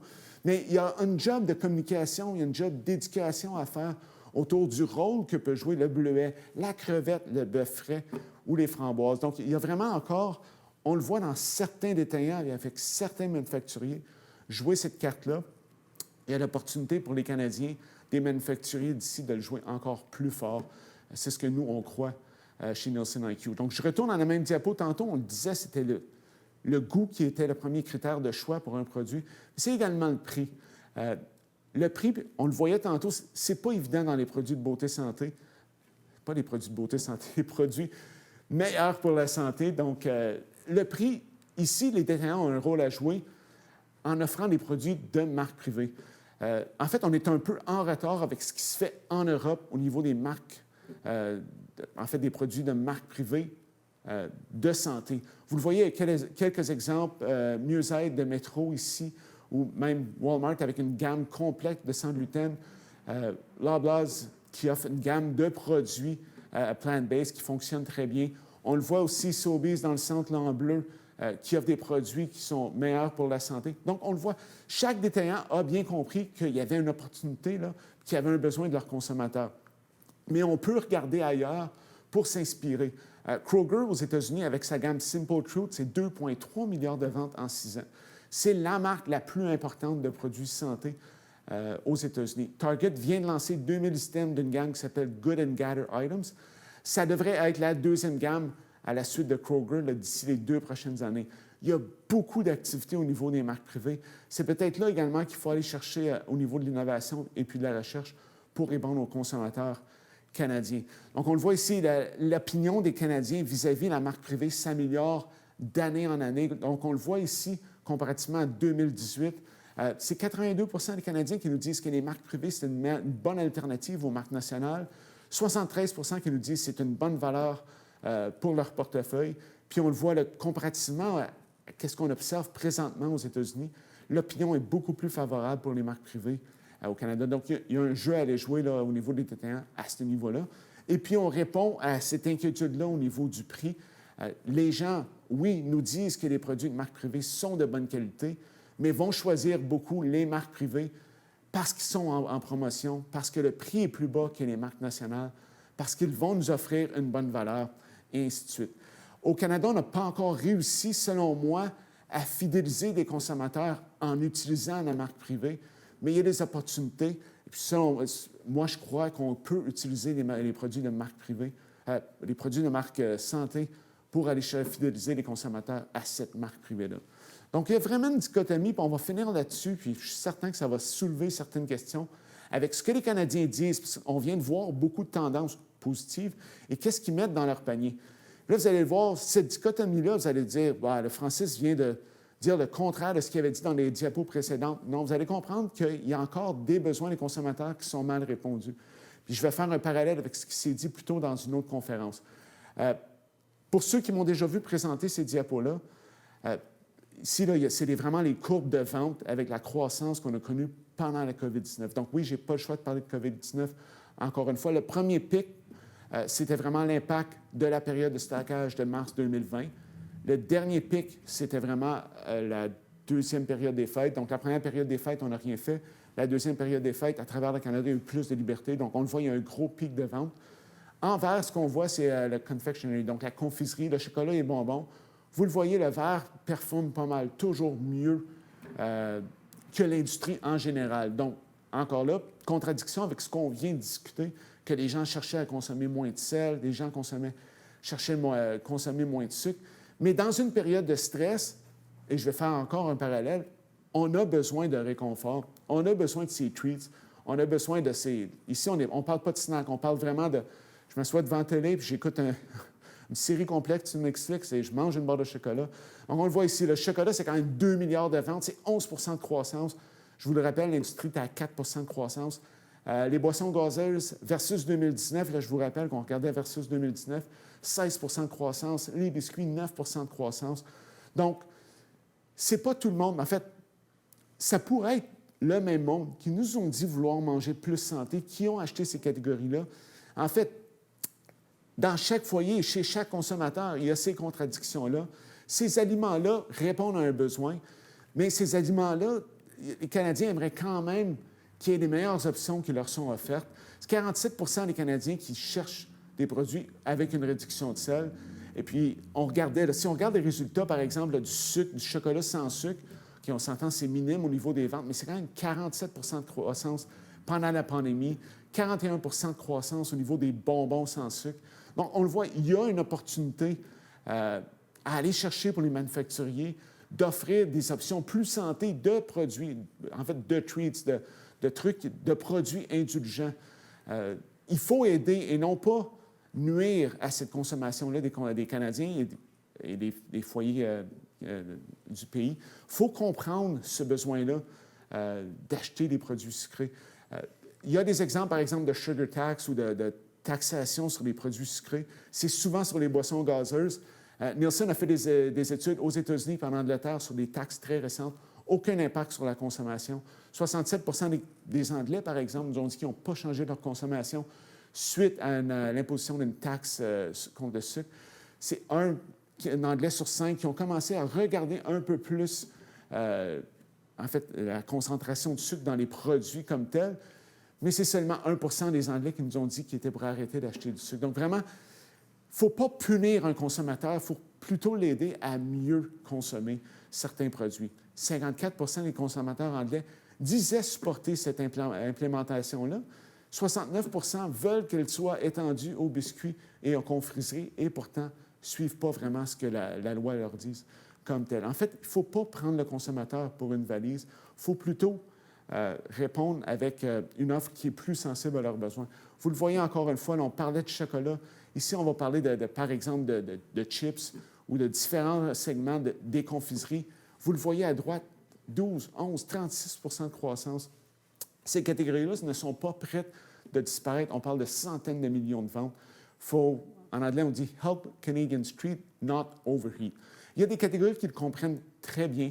Le Smart Sweets, vous les avez vus sur les tablettes. C'est sûrement une des meilleures innovations de 2021, de 2020. En fait, les produits ont été lancés l'année dernière. C'est une compagnie qui est arrivée en voulant offrir des produits qui n'avaient aucun sucre ajouté, aucun alcool, des produits, en fait, des bonbons naturels. Et puis, ça leur a répondu tellement bien que la plupart des magasins sont out of stock avec les Smart Sweets. Donc, vraiment, il y a une façon de répondre à ce besoin-là des consommateurs de se payer une traite, mais de le faire de façon santé. Écoutez, j'aurais pu partager avec vous plusieurs exemples d'opportunités, plusieurs exemples d'opportunités d'innovation qui existent déjà dans le marché. Peut-être pas le Candy Cotton pour le Kraft Dinner, je suis moins sûr pour celle-là, mais quand même, il y a une opportunité de mieux répondre aux besoins des Canadiens. Ils ont des très bonnes intentions vis-à-vis leur avenir et vis-à-vis leur santé. Il faut juste capitaliser sur cet optimisme-là en enlevant les barrières à la consommation de produits qui sont plus santé. Donc, moi, ça termine ma présentation. S'il y a des questions, ça va me faire plaisir d'y répondre présentement. Donc, la santé est une des tendances présentées par Isabelle. Oui, donc, les résultats restent plutôt faibles. Oui, c'est certain. La question, c'était la santé est l'une des tendances présentées par Isabelle et Dana des 20 dernières années, mais les résultats restent plutôt faibles. Non, je ne suis pas d'accord avec ça.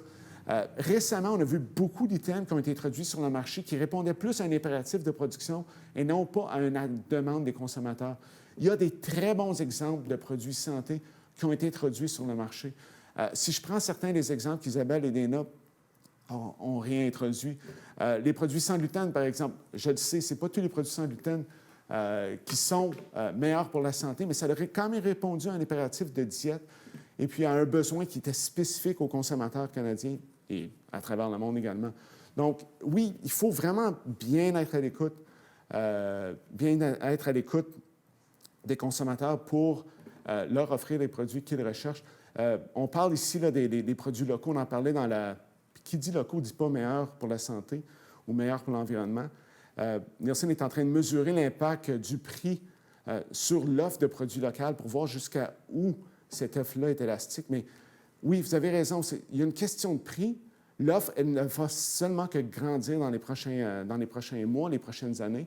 Donc, l'offre, elle arrive, le prix va devoir s'ajuster. Est-ce que la cuisine à la maison est-elle importante malgré la réouverture des restaurants? Non. En fait, on a vu des baisses. Là, je vais retourner dans une analyse COVID. On a vu des baisses dans la consommation, en fait, dans cette pratique-là de faire de la bouffe à la maison. C'est certain qu'après Après 12 mois, il y a eu une cuisine fatigue. Donc, les gens étaient un peu fatigués, manquaient de recettes. C'est là qu'on a vu beaucoup de produits surgelés connaître beaucoup de croissance au Canada.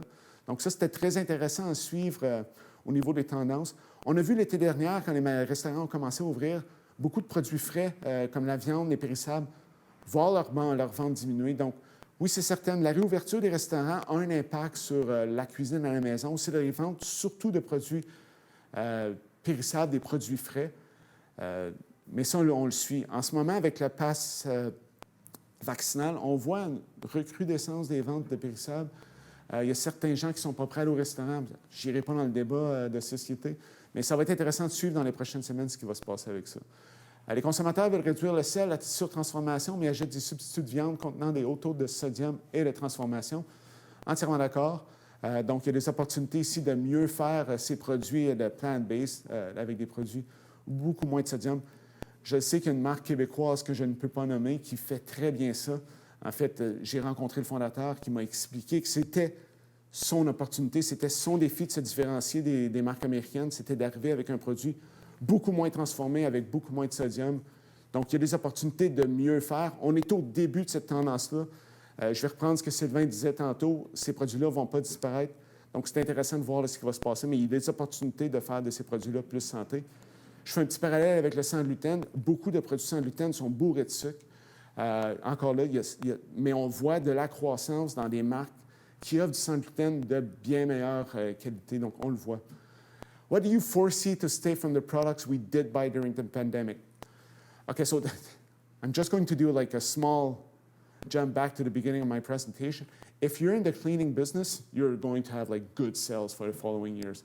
Je pense que Canadians rediscovered, or not rediscovered, or came back to frozen products, but they came back to frozen products and realized that a number of manufacturers were actually offering way healthier products than you could find like 5 years ago. So that's one trend that we see continuing, is that as the frozen products. What we also identified as a trend for the coming years is offering HMR, so like home meal replacements, options at stores, but way healthier products. I'm still surprised to go in some stores right now in Canada and find French fries and fried chickens, and that's your only HMR option. There's different ways to sell healthier products in these counters to millennials, but not only millennials, all Canadians that are more open to like health and wellness. So frozen products, healthier HMR, perishables, we see perishables continuing to increase. The only thing that might slow down that trend right now in Canada is inflation. So we're going to see that continue growing. Et puis ça, c'est intéressant parce que est-ce que ces tendances sont tirées par les jeunes générations? Il faut comprendre que les milléniaux, avant la COVID, allaient 276 fois dans les restaurants, comparativement 176 fois pour les boomers. J'ai utilisé souvent cette diapo. En fait, ce fait-là lors de mes webinaires, mais il faut comprendre que les consommateurs milléniaux n'étaient pas habitués d'aller dans le supermarché. Là, avec une pandémie qui a forcé tout le monde à arrêter d'aller au restaurant, ils ont dû se tourner vers les anciennes méthodes de se nourrir et d'aller dans les supermarchés. Donc, c'est certain que les jeunes vont pousser ces tendances-là, mais ils n'ont pas, pas le background historique de consommer de la viande puis des patates. Puis je ne dis pas que c'est négatif, de leurs parents. Ils sont vraiment ouverts sur les tendances à travers le monde. Donc oui, c'est certain. Il faut comprendre les jeunes consommateurs, il faut comprendre les milléniaux. Avec des enfants, les milléniaux qui viennent de déménager en appartement, il faut comprendre la génération Z parce que c'est là que résident beaucoup des tendances qu'on a discutées aujourd'hui. Est-ce qu'il y a une différence d'intérêt entre le bio et le sans OGM au Canada? J'aimerais ça vous dire oui. Moi, j'y crois au sans OGM, sauf que ce n'est pas vraiment une tendance qu'on voit prendre du galon au Canada. Il y avait vraiment beaucoup de bruit autour du sans OGM il y a 5 ans. Ça a été remplacé par d'autres tendances. Si j'avais à prédire qu'est-ce qui va connaître plus de croissance entre le sans OGM ou le bio, je mettrais tout mon argent sur le bio, ça c'est certain. J'avais vu une autre question tantôt. What is your prediction for the mainstreaming of CBD-infused products? Would all age groups embrace them? Yes, they will when they stop being sold in state-run stores. That's the case in Canada, well, in Quebec right now, where you have to go to SQDC to buy these products. It's also the same thing in Ontario, where you have to go to like these specific stores. You will not get my mom to go there. But if we start selling these products in drugstores or regular, they would pick up way more than what they're picking up right now. Est-ce qu'il y a des tendances très marquées en fonction de génération? On en a parlé un peu, je ne vais pas passer trop de temps là-dessus. Si vous êtes fort sur les produits locaux, sachez que ce n'est pas les jeunes qui les achètent, c'est les plus âgés. Ça, c'est une tendance qui nous a surpris au début de la pandémie quand on a vu l'importance des produits locaux augmenter au Canada. C'était beaucoup plus important chez les consommateurs plus âgés. Ce n'est pas petit chez les générations plus jeunes, mais c'est cette ouverture vers le monde sans vouloir dire aux générations plus jeunes que c'est peut-être moins important de consommer locaux. Le bio, c'est beaucoup dans l'Ouest. Le bio, c'est beaucoup en Ontario. Vraiment, les tendances changent au niveau des générations. Le sans gluten, c'est une génération très jeune. Donc, oui, il y a des différences générationnelles dans ce qui se passe présentement. Les consommateurs plus âgés ne sont pas allés vers les produits surgelés. Sûrement une crainte de revoir les mêmes produits qu'il y avait là, avant le début de la pandémie. L'inflation, j'ai des mauvaises nouvelles pour vous. On confirme exactement ce que Jean-Philippe a présenté au début. La hausse des prix, on la voit dans le marché. On est en train, chez Nielsen IQ, de mesurer l'impact que ça va avoir sur la consommation. Mais on la voit, l'inflation, là. Autant les ventes en dollars augmentent beaucoup plus rapidement que les ventes unitaires. Donc, on va le voir. Est-ce que les produits santé sont surconsommés dans certains channels tels que les épiceries conventionnelles, e-com? Excellente question.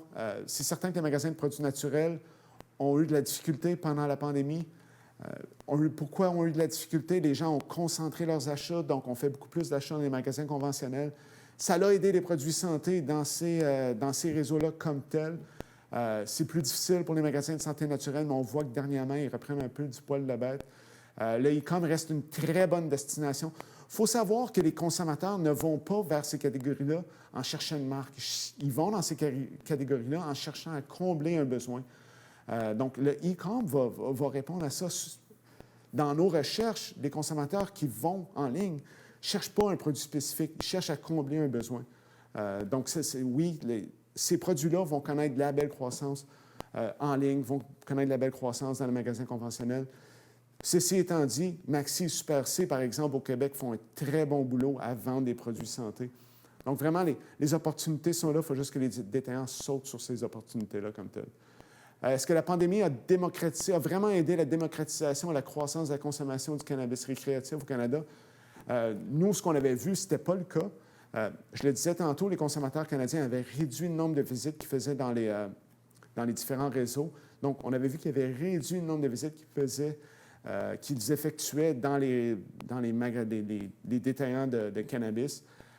On a vu là, maintenant que les ventes ont recommencé à augmenter. Donc, je ne suis pas prêt à dire que la pandémie a aidé aux ventes, à la consommation de cannabis récréatif. Je sais qu'il y a des gens au début de la pandémie qui se sont tournés beaucoup vers ces produits-là pour calmer leur anxiété face à la pandémie, mais ce n'est pas juste ça. Et puis, une question ici politique. Est-ce qu'avec l'élection et les promesses libérales, est-ce que vous pensez que la taxe de carbone va avoir un effet sur les produits ethniques? Ça, c'est difficile à répondre. Ce n'est pas une de nos forces chez Nielsen IQ. Je vais y aller d'un point de vue personnel. Tant aussi longtemps qu'il y a des pays à travers le monde qui peuvent offrir des produits ou des façons de transformer des produits moins dispendieuses, qui sont capables de passer ces économies-là aux consommateurs canadiens, c'est certain que la taxe de carbone va avoir un impact. Mais on est dépendant beaucoup aux importations. Je sais que ça ne plaira pas à tout le monde de dire ça, d'entendre ça, mais vous parlez ici de consommation de produits ethniques. Ce n'est pas seulement des produits ethniques qui sont importés, c'est également des poires, c'est également toutes sortes de produits. Donc je ne pense pas que l'élection va avoir une influence sur la façon qu'on consomme ces produits-là présentement. Donc, moi, c'était la dernière question. Et puis, je voudrais vous remercier pour votre participation à la journée du SIAL aujourd'hui.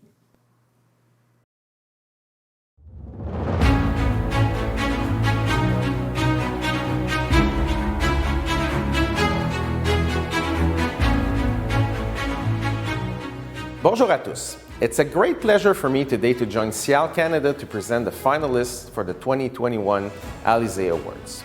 Les prix Alizé en sont à leur 3e édition officielle, mais le groupe Export remet ses récompenses à l'export depuis maintenant 15 ans. Au groupe Export, nous supportons les entreprises dans leurs efforts à l'exportation et nous sommes témoins au quotidien de leur travail.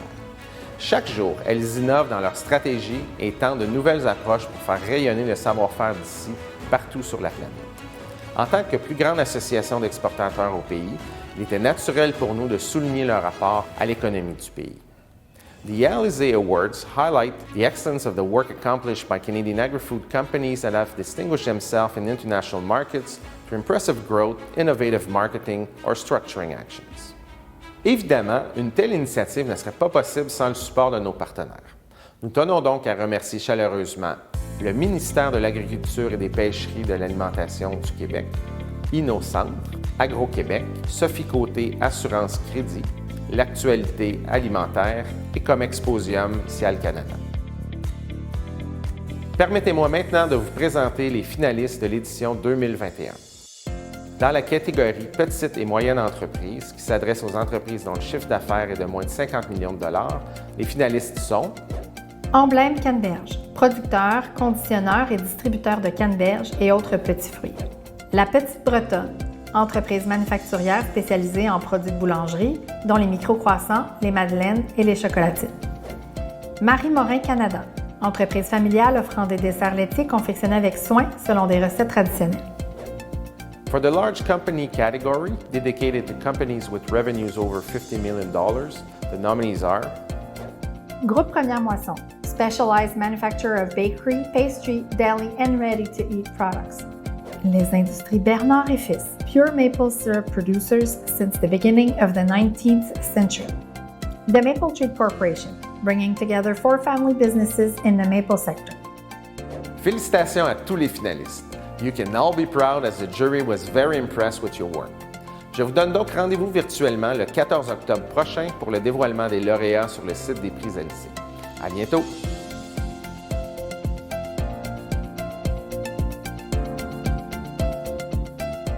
Merci encore à tous nos experts et panélistes, à tous nos partenaires et commanditaires Prestige, Or et Argent pour leur soutien, à tous nos partenaires presse et institutionnels. Et enfin, merci à vous, nos participants. Vous avez été nombreux à vous connecter aujourd'hui à notre conférence. Une chose importante à mentionner, cette conférence n'aurait pas été possible sans l'investissement de tous les instants de notre équipe communication. Je voudrais vous présenter Maëlle Ray-Maréchal, notre responsable des communications, et Julie Magnier, notre responsable Internet et réseaux sociaux. I now would like to conclude with the hope that this event will be the last virtual one. The entire SIAL Canada team looks forward to seeing you in person in 2022, from April 20th to 22nd at the Palais des Congrès of Montreal. SIAL Canada 2022 is officially open, and we look forward to seeing you all for our big comeback next year. Thank you all again for your support. Merci encore à tous pour votre soutien, et à bientôt.